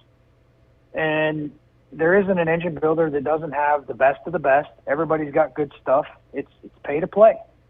And I've always said, well, maybe it's time we try to figure out a way where it's not so engine related, and it's not so much, we try to somewhat control the engine costs. And late model racing used to be the same way. When it was alcohol. Now there's hardly any alcohol late model motors left in this country. It's all gas. And when they went to gas, it took away all the high compression motors. It took away, all this stuff. Yeah, they had to figure out how to cool them a little bit, but look at what late model racing is today. It's more practical from a dollars and cents wise than sprint cars. Right. And I think a lot of it has to do with their engine costs racing on gas. I'm not sitting here saying, yeah, we need to go switch to gas, but I'm saying we need to take a look at why they did it, how they did it, and they made it work. Oh, and the durability as well of the motors. The durability. And every time I've brought up gas to someone, they're sit and tell me about the flash point of this and that, and it burns hotter. And the goal is to not be on fire, no question about it.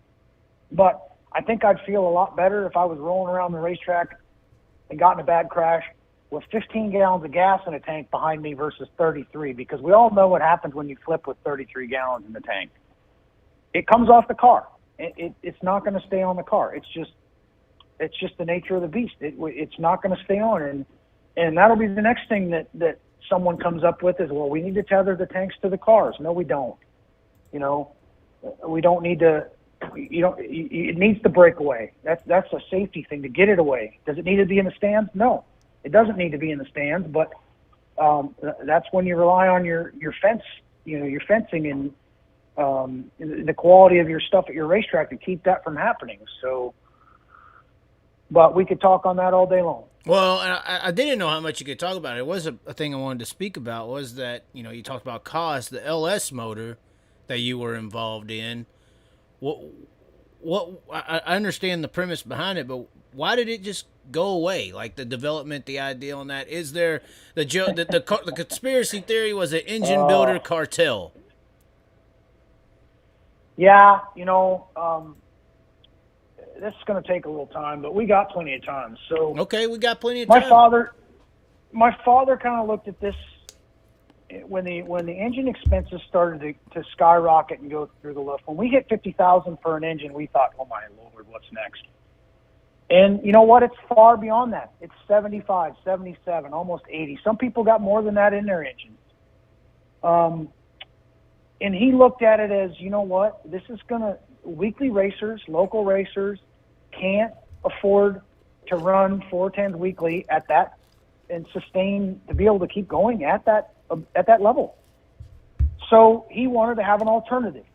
And his alternative was, working with a guy that was a retired GM employee. Dick Amaker was his name.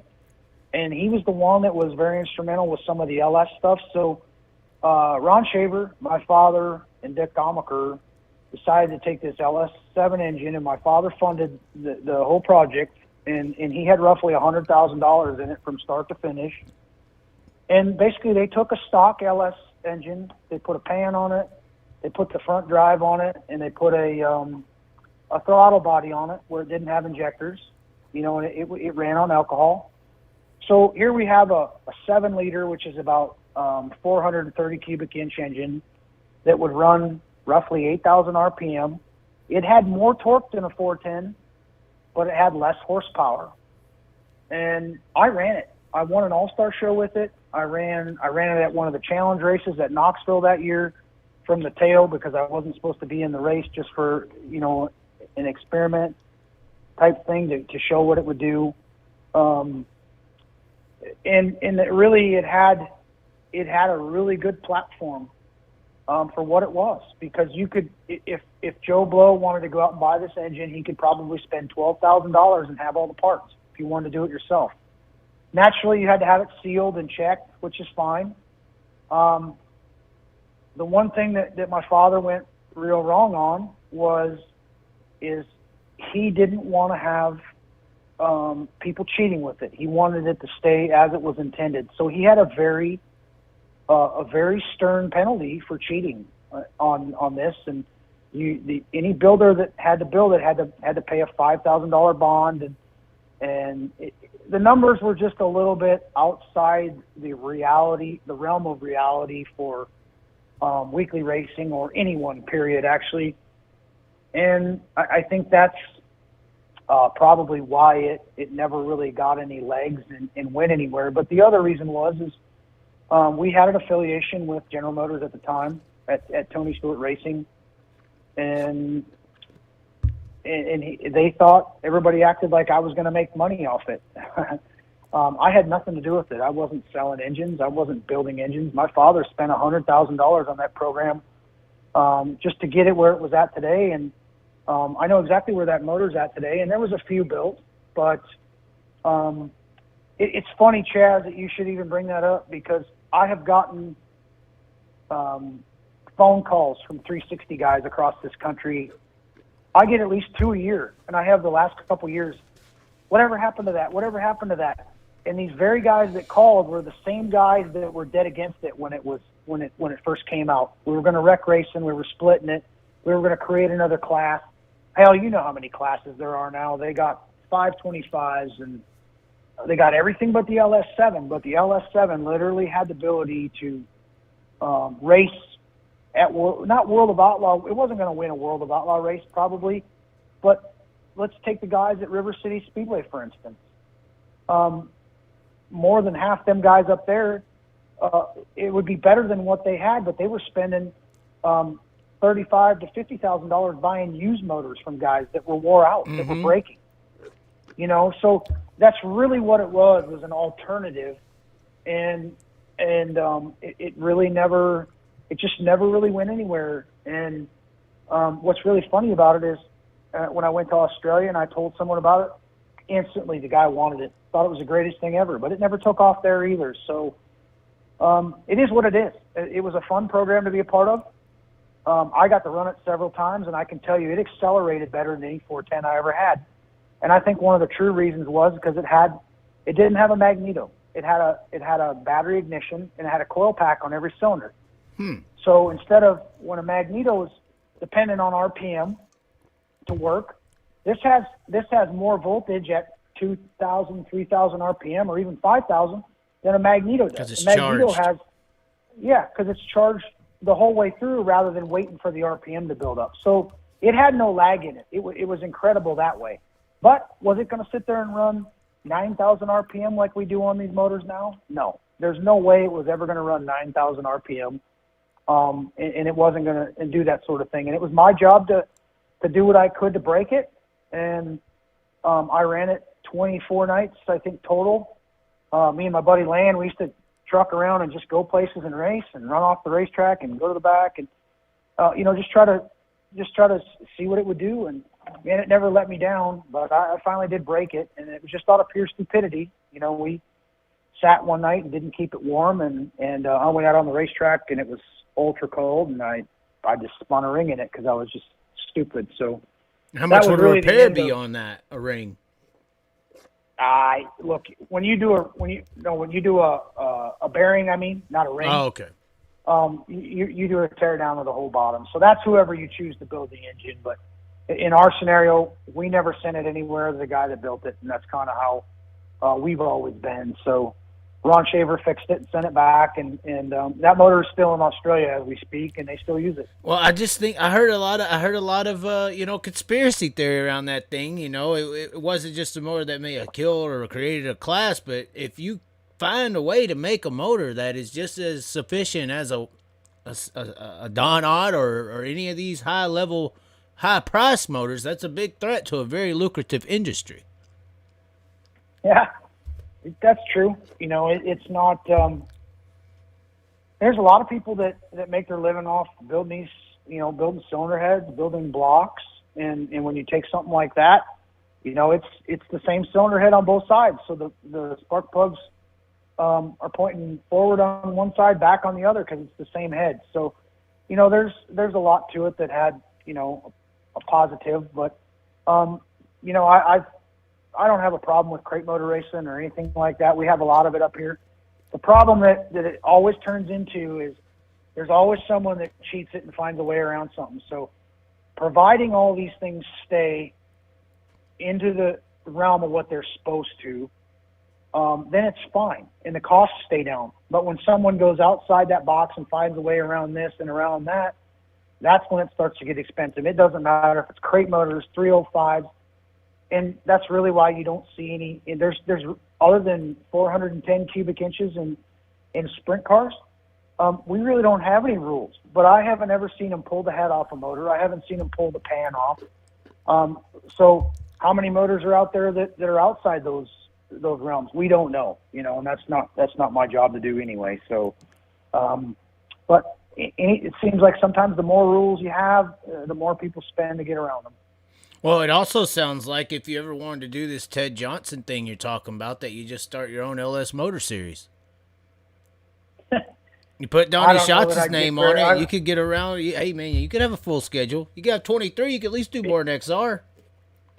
It didn't work. It didn't work the last time, Chaz. I don't know if it'll work this time. The social either. domain has changed everything. The social world has changed everything. Yeah, that's true, but we live in different times, so... I don't know. Is it the same LS motor that we see still rolling around in some non-wing cars out there? Is it because you see some non-wing cars say it's got an LS motor? I've seen they got a sprint car Bandit series in Texas where it's open motors. I've seen turbos on their cars and all kinds of stuff. But if you guys are the LS motor, is any LS motor that we see out there in a sprint car based on that design? I don't know that, Chaz. I'm not 100% certain. Okay. All I know is that one was the 7-liter LS7, and I know what it was, but man, there's so many different ones. Heck, each manufacturer has something that's to that sort. I know that. I shouldn't say each one. I don't think the foreigners have any crate motors yet because they're still working on their V8. So instead of a Chevy LS, you're telling me your future series where you're Ted Johnson or Ted Johnson, that it's going to be a Ford crate motor. Well, it could be. It could very well be. I don't know if you want to make it. You want to make it open competition. You can't really allow one without allowing the other, can you? As long as they're apples to apples and not apples and oranges. So you're saying LS crates versus Ford crates versus Mopar crate? What do you mean by that? Is that what you're saying? No, I'm saying if General Motors and Ford have two comparable crate motors, then yeah. If one's completely different than the other, then you can't. You're not really going to allow them. But I honestly don't know what the difference between what they are. I don't even know if they have them, to be honest with you. Right. I mean, I guess probably the only bigger organization in the world of outlaws would be IMCA, and they've had their dealings with the crate world, I guess. But well, you kind of look at some of these modified deals where they say, well, if you run this motor, you can run a 12-inch spoiler. If you run this motor, you run a 6-inch spoiler. Hell, the guy at the freaking scale every night's the guy that's got the hardest job. He's like, well, what's this guy got? Oh, he can run this. What's this guy? Oh, yeah, he can run that. I mean, when you got to put what your size of your motor is on the side of your car so he can know what rules package to go by, it kind of confuses me. Okay, so somebody in the comments said T-Maz actually ran an LS-based engine this year in USAC. It was a crate 454 with a mechanical injection iron block. Sound familiar? No? I don't think, if it's a 454, I don't think that's an LS motor. This guy must be, I was like, that don't make no sense. Somebody's wrong. Well, I'm not a super engine guru, so I'd hate to say one way or the other, but right. I do remember. I know what I've had my hands on. That's about it. Right. So there will be a future crate sprint car series promoted by Donny Schatz. No, I highly doubt it. That's the working man's option. Yeah. You could have a real working man family if you did a crate sprint car series, and not junk crates. What do you think the chances are that a working man would want to get a crate motor and then start going and traveling and racing for money to pay the bills? You don't have to do that. Level. I think the chances are pretty slim to none, and that's where my background is racing, trying to race at the highest levels. I don't know that I'd have much luck trying to produce a weekly show when your aspirations are a little bit far-fetched for that. You know, you need to be a little bit different, seated a little bit different way. Well, I think that the Outlaws kind of thrived when they didn't depend on a certain amount, 5 to 6 guys, who ran it full time. But then you went to all these areas where you had working men who race weekly that could afford to keep up. I think that's what high-level sprint car racing is. That's what we still do. Well, but that's what we're still dependent on. You have to go to those PA or these dependent areas where they have this type of setup to keep up with you guys, and that's why it's hard to put on some races where you are struggling to get 24 or 28 cars because there's just not a lot of people who can afford in certain areas to keep up. I'm just saying, in comparison to the LS situation, if you were doing a tour and LS deal, a lot of local guys could afford to keep up. You have stronger fields. It's very true. Or if there's a pay incentive for, that's something that was obviously sought out and thought about back in the day was, hey, if you had an LS motor and you finished here, you had, it paid better. You had a bonus or something. So, and a lot of that I think came from General Motors trying to put some backing to it, so because they had something to gain from it, but it never got going. Well, and OEM competition is what's needed. You're obviously getting a little taste of that with being a representative of Ford. Anything that's a big deal in American motorsports is OEM supported. It's got the manufacturers in it. Oh, I could tell you about OEM all day long, bud. What do you want to say? It sounds like you got some critiques. What do you mean? I do. I'll tell you. So do you realize that Ford has a 400-500 bore spacing block, right? Aluminum block. That's what they run in the late models. Okay. So they had that platform before the sprint car engine ever came about. And let me get this right. So Chevrolet bore spacing is 400 or 450. OEM. I think it's 400. Ford is 4380 OEM. Chrysler's 4.5. So obviously the bigger the bore spacing, the harder you can run the motor, the better it cools. La-di-da-di-da. It's just a numbers thing. So when Ford, there is actually, Chrysler doesn't have a platform in here anymore. There's no more Chrysler motors, but obviously when they had them, they ran they ran really good. And was it the bore spacing? I don't know. It's hard to sit and point it on one thing, but so when Ford went to do this block, they were told, no, you can't have the 4.5 bore spacing, which Chrysler can have. So they made them do OEM. So Ford had to go produce a block for 380 because that's what their OEM was. So that was a huge expense there. It's between $500,000 and $600,000 to produce that first block, with the casting and all the stuff. So that was a huge expense to get done just because they didn't want to allow 4 or 5. But the latest manufacturer that came in,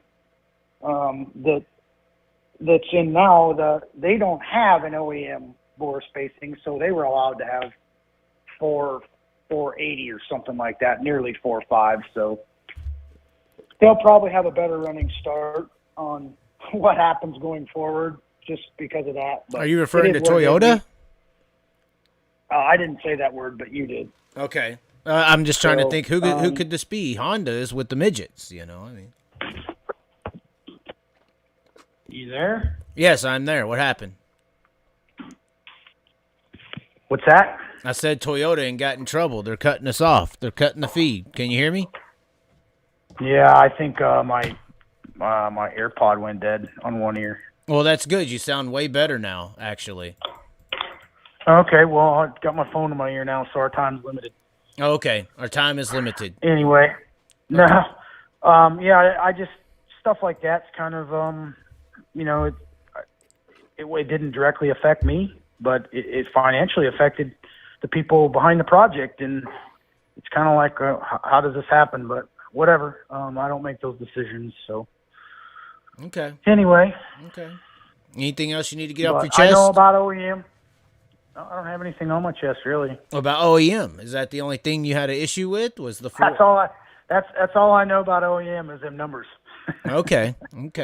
And then I guess at the point that 4 was coming in, the system wasn't as desperate as it was for Ford as it is Toyota, or T something. I'm not sure. I'm not sure what the reasoning was, but it was pretty evident to not allow Ford to have a 4.5 bore spacing block, which that's what's allowed in their late model platform. So, it is what it is. They had that block. They didn't have to, make a whole nother platform, but it's done now. It's water under the bridge, so there's no reason to really even discuss it or bring it up. But, okay. It's just one more hurdle. It set us back 12 months by the time we got it up and done and everything handled. So it just delayed everything a long period of time. One commenter is saying they are asking you to retire from sprint cars and race late models only, and treat sprint cars like you do late models, race them only in big events like Knoxville, Kings Royal. Another person is asking, have you got a deer yet? Well, I was in Kansas deer hunting. I did shoot at a deer, but I didn't get it. Apparently I need to do a little more practice before I go out deer hunting, but I love my late model racing. I really do. But it's really taken a sideline to my nieces, my kids racing. And that's just the way it works, man. You can't do everything. But even if they weren't racing, if I was going to go racing late models full time, I'd have a hard time getting from race to race, off of what I finished, because what I do in the sprint car world, I feel like I'm a competitor. I'm there. I know what I need to do. When I get in a late model, I'm like a fish out of water. I don't know where I belong, when I belong, if I belong, where I'm even at. So it is a good feeling. Don't get me wrong. I enjoy it because it's different. You get outside your comfort zone, and you learn a lot. You have a lot of fun, but man, to do it at that level, I think I'd be pulling what little hair I got left. Don't you think, though, if you did it, say that I'm competitive? Don't you think if you did it a few weeks, though, that you eventually would get comfortable? I don't think you've ever raced it enough to get comfortable, and it does take, a month's worth of racing to get comfortable. I just think people are thinking if you was able to have that month straight of not jumping in a sprint car and only doing the late model, that you could start potentially being a contender in a late model. You know what? You probably could, Chaz, but I can also put it to you like this.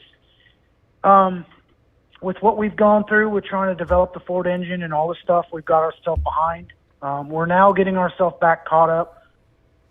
There was the question of whether I felt like the late model affected my ability in the sprint car to feel the change and what was needed.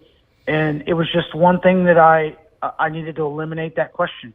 So I didn't answer that question, but plenty of people did. So by me not doing it as much, it really just eliminates that question. And, you don't have to answer it, or I don't think that's the case, but sometimes I think it's just best to do what's right and not have to answer questions like that, and make sure that everybody that's involved with all of our program and our organization understands that I'm 110% there for that day, and every other day I'm there. So basically, when it comes to the late model, there's so much emphasis and investment into the sprint car that there's no way you could kind of turn your loyalty to that investment, I guess, in a way. Pretty much. Okay. And believe me, when I'm done racing full time, I'll do more late model races. Heck, I enjoy. But I will say this: I enjoy going to the races with the kids. I got Amelia has ran the late model a couple times, and I didn't think she had any business in it. I thought she couldn't steer it. I thought she wasn't strong enough, and she surprised me. So I guess it's fun to be able to watch someone else too that you've helped groom and help learn a few things here and there. So I enjoy that side of it as well, and maybe someday going late model racing will be something I'll be able to do with her. Okay. I think that's it. We got you for just over 2 hours. Is there really nothing else you want to talk about? Have you got drunk enough to tell us what you know yet? I'm not drunk, bud. But I just want to make sure your love life's good, because I don't want you crying on my shoulder again. Oh, my God. That never happened. For the record. It didn't? I never cried in front of anyone, no. Oh, I got you mixed up with Byro. No, I'm kidding. Yeah, you did not see me crying. Especially at that glow party, that glow stick party at Chico's. Pretty interesting. What glow stick party? Where? Or what was it? What was the glow party? Chico. Oh, were you there? Yeah. Oh, you don't remember? There's a video out there of you in it. But okay. I was there, really? Yeah. You were like, even the kids who don't have an outlaw championship are here to party. That's what you said. Yeah. It was good to see Chico have a little bit of character like it did back in the day. I know I'd never been to a glow stick function before, but it was pretty fun. We got out there and I texted Brad. I said, Brad, you better get your ass out here, because I'm not going to be running around here. And sure enough, he was right on point. But no, it was pretty good. The atmosphere was really cool, and it's always been pretty cool at Gold Cup, but it lost its way a little bit. But it's cool to see, and I'm not trying to pump Brad up by any means, but he did a good job with it, and they had a lot of cool functions. It was fun to be at. So made that whole because I never seemed to run good out there. I'm not sure why, but still made the trip worthwhile and enjoyed going. Well, I guess your bigger moment out there was when you had your fire issue at Chico. That was probably the biggest remembrance of you for a lot of people, and they were like, "Oh, look, the fuel's died. Look, he's cheating." Yeah, well, you can say what you want. That's just the way it turned out. That it came in that color. I've seen it that color a lot of times, but and you survived. Yeah, that wasn't a lot of fun that night. No fire suppression. No, but I will tell you, I got a little bit burnt, but it was, me not wearing a head sock and this and that, and all them things now I've rectified. So, but also thanks to the guys, there was a lot of guys there that because I was dazed. I'd been holding my breath. I inhaled a lot of hot air. I'm very confused, very panicked, and without all the guys that were there to help pull me out, I would have been a lot worse off. So you never know. Fire suppression might have helped then, might not. It's I don't know that we've, knock on wood, had any fires since then, so can't really sit here and say that it's good or bad. But yeah, it's one of them you like to forget, but it all worked out. I'm still here to talk about it. Yeah, I mean, I've been burned in a race car. It wasn't too great, but I didn't catch fire necessarily. It was a whole nother situation. But one of the best tips is if there's ever a fire, don't try your best to not breathe. You know, a lot of people don't think about that. Yeah, well, you can't. It's hard to tell yourself that when Right. you're still flipping through the air. It's true. Trying to keep from losing your breath. And I got the wind knocked out of me, so Yeah, that didn't help. Yeah, that's got to be a harsh one. Is that your worst wreck? What's the worst wreck you've had? Just real quick, what's the worst one? You know, I don't. That's probably the worst fire. I wouldn't say that's the worst wreck. It's hard to put. You know, Chaz, we used to crash all the time, and you just get up and go. Right. You don't think nothing of it. Yeah, you might have a sore neck the next day, this and that, but now all the things that we have, you know, like the head and neck restraint, primarily, great idea. It keeps you from breaking your neck, but your head stops instantly every time. So now every time you hit or have a flip or something, your brain stops quick. Yeah. So it's instant concussion on everything, and so that concerns me a little bit, especially the older you get. I've gone, you know, I found ways to beat concussions in a very quick manner, with the hyperbaric and this and that. So, and it's stuff I still do. I still go do monthly just to make sure I stay healthy that way. But, I think my worst hit I took was realistically in that truck at Knoxville. Really?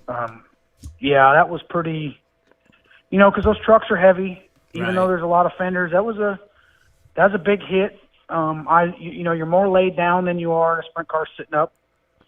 And, that was a pretty massive hit. So bigger than I'm any gonna say sprint car wreck was a truck at Knoxville. That truck at Knoxville was the worst. Yeah, that was the worst thing I've ever had as far as a hit that I could feel on every part of my body and my head. So That's crazy, you know. I mean, if that's the case, imagine what they feel on the big tracks. You know, most people would consider Knoxville a slow track for the trucks, you know, a low-risk situation. But they are heavy, and even though they take the impact, that weight's got to go somewhere. So okay. That's just crazy. I don't think you could have. If that was on a guest list, I don't think anyone would have ever guessed that. Out of all the sprint car wrecks, that sprint cars get the reputation of being these life-death-defying vehicles. You know. Yeah, they do get that. Well, and there's a lot of wrecks to make them think that, but that's just insane to know that truck at Knoxville was that bad. Out of all of them, that's just insane to me. It's definitely the hardest hit. What are you doing at PRI? Are you going to be standing around the Outlaw trailer representing or what? Well, they didn't ask me to work the booth, so I'm not going to be at the World of Outlaw booth, but I'm going to be at a few of our partners throughout the days. I think I don't have a schedule yet, but I know I have 15 appearances in the day and a half I'm going to be there, so it'll be a pretty busy day, but you know, I enjoy PRI. It's always great to see the people that work hard for us, building products, anything that outside of the racing environment, and we never get that. So it's pretty neat, especially in the off season, and it's a good way to tell them thanks. It's a good way to just have a chat. It's a good way to tell them you appreciate them.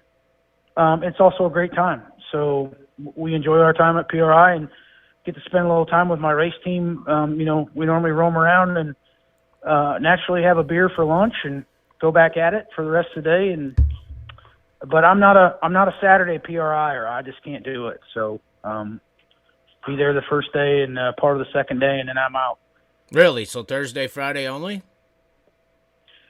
Thursday all day and Friday till about noon, and then it's see you later. Okay. By the time Friday night and Saturday rolls around, it's way too many people for me, and I've, you know, most of the stuff that you see there is all stuff that you know, at this point of the year, we're already prepared with ordering and all this and that. So apart from seeing people and, you know, just gazing at a few things, it's not like we're, you know, going to go out and change anything up for what we see at the show. So it's, there's a lot of window shopping and, realistically, you just see a lot of things that you really don't need and come up with a lot of bad ideas. So, right. Unless you take someone that's never been, if you take someone that's never been there and for them to see it, they're just enthralled. I remember the first time I went to it, 25, 26 years ago in Columbus, and I just couldn't believe it. I was like, this is heaven. Does it only last 3 days? But there's enough to go around there for sure. And I guess, do you run into situations where people outside of the dirt racing world are wanting to talk to you and chat with you? I'm assuming that happens a lot there because it's all forms of motorsports coming together. You run into a lot of father and sons looking for advice, looking for the magic path, looking for this, and sometimes it's just hard to give. There is no magic path. There's no magic words. There's, and there's some people just hoping to make a connection and hoping to meet, and it's always neat to see. I remember it wasn't that long ago I was there, and I was in that same position. So it's all around a great event. So we enjoy everybody we get to see there, and but it's almost like there's just not enough. It's like there's not enough of you. It feels like you could talk out of both sides of your head, you'd have both of them wide open. So, well, and I'm sure you get into some situations where you repeating to somebody something you already said earlier, and that kind of gets irritating at times. That's the way it goes. That just comes with the territory. All right, that's a good problem to have. Oh, I guess that's true. But all right then. Well, I guess thanks for stopping in. I guess we'll catch you next time. I don't know. Maybe I'll go to PRI. I'm supposed to go to. I got something happening over in Sioux Falls next Saturday, so I'm supposed to be there. But I could do that Thursday, half-day Friday deal. Could do that. That could be a schedule that works out. Well, maybe we'll see you there. Oh, God. All right. Anything you want to say to people?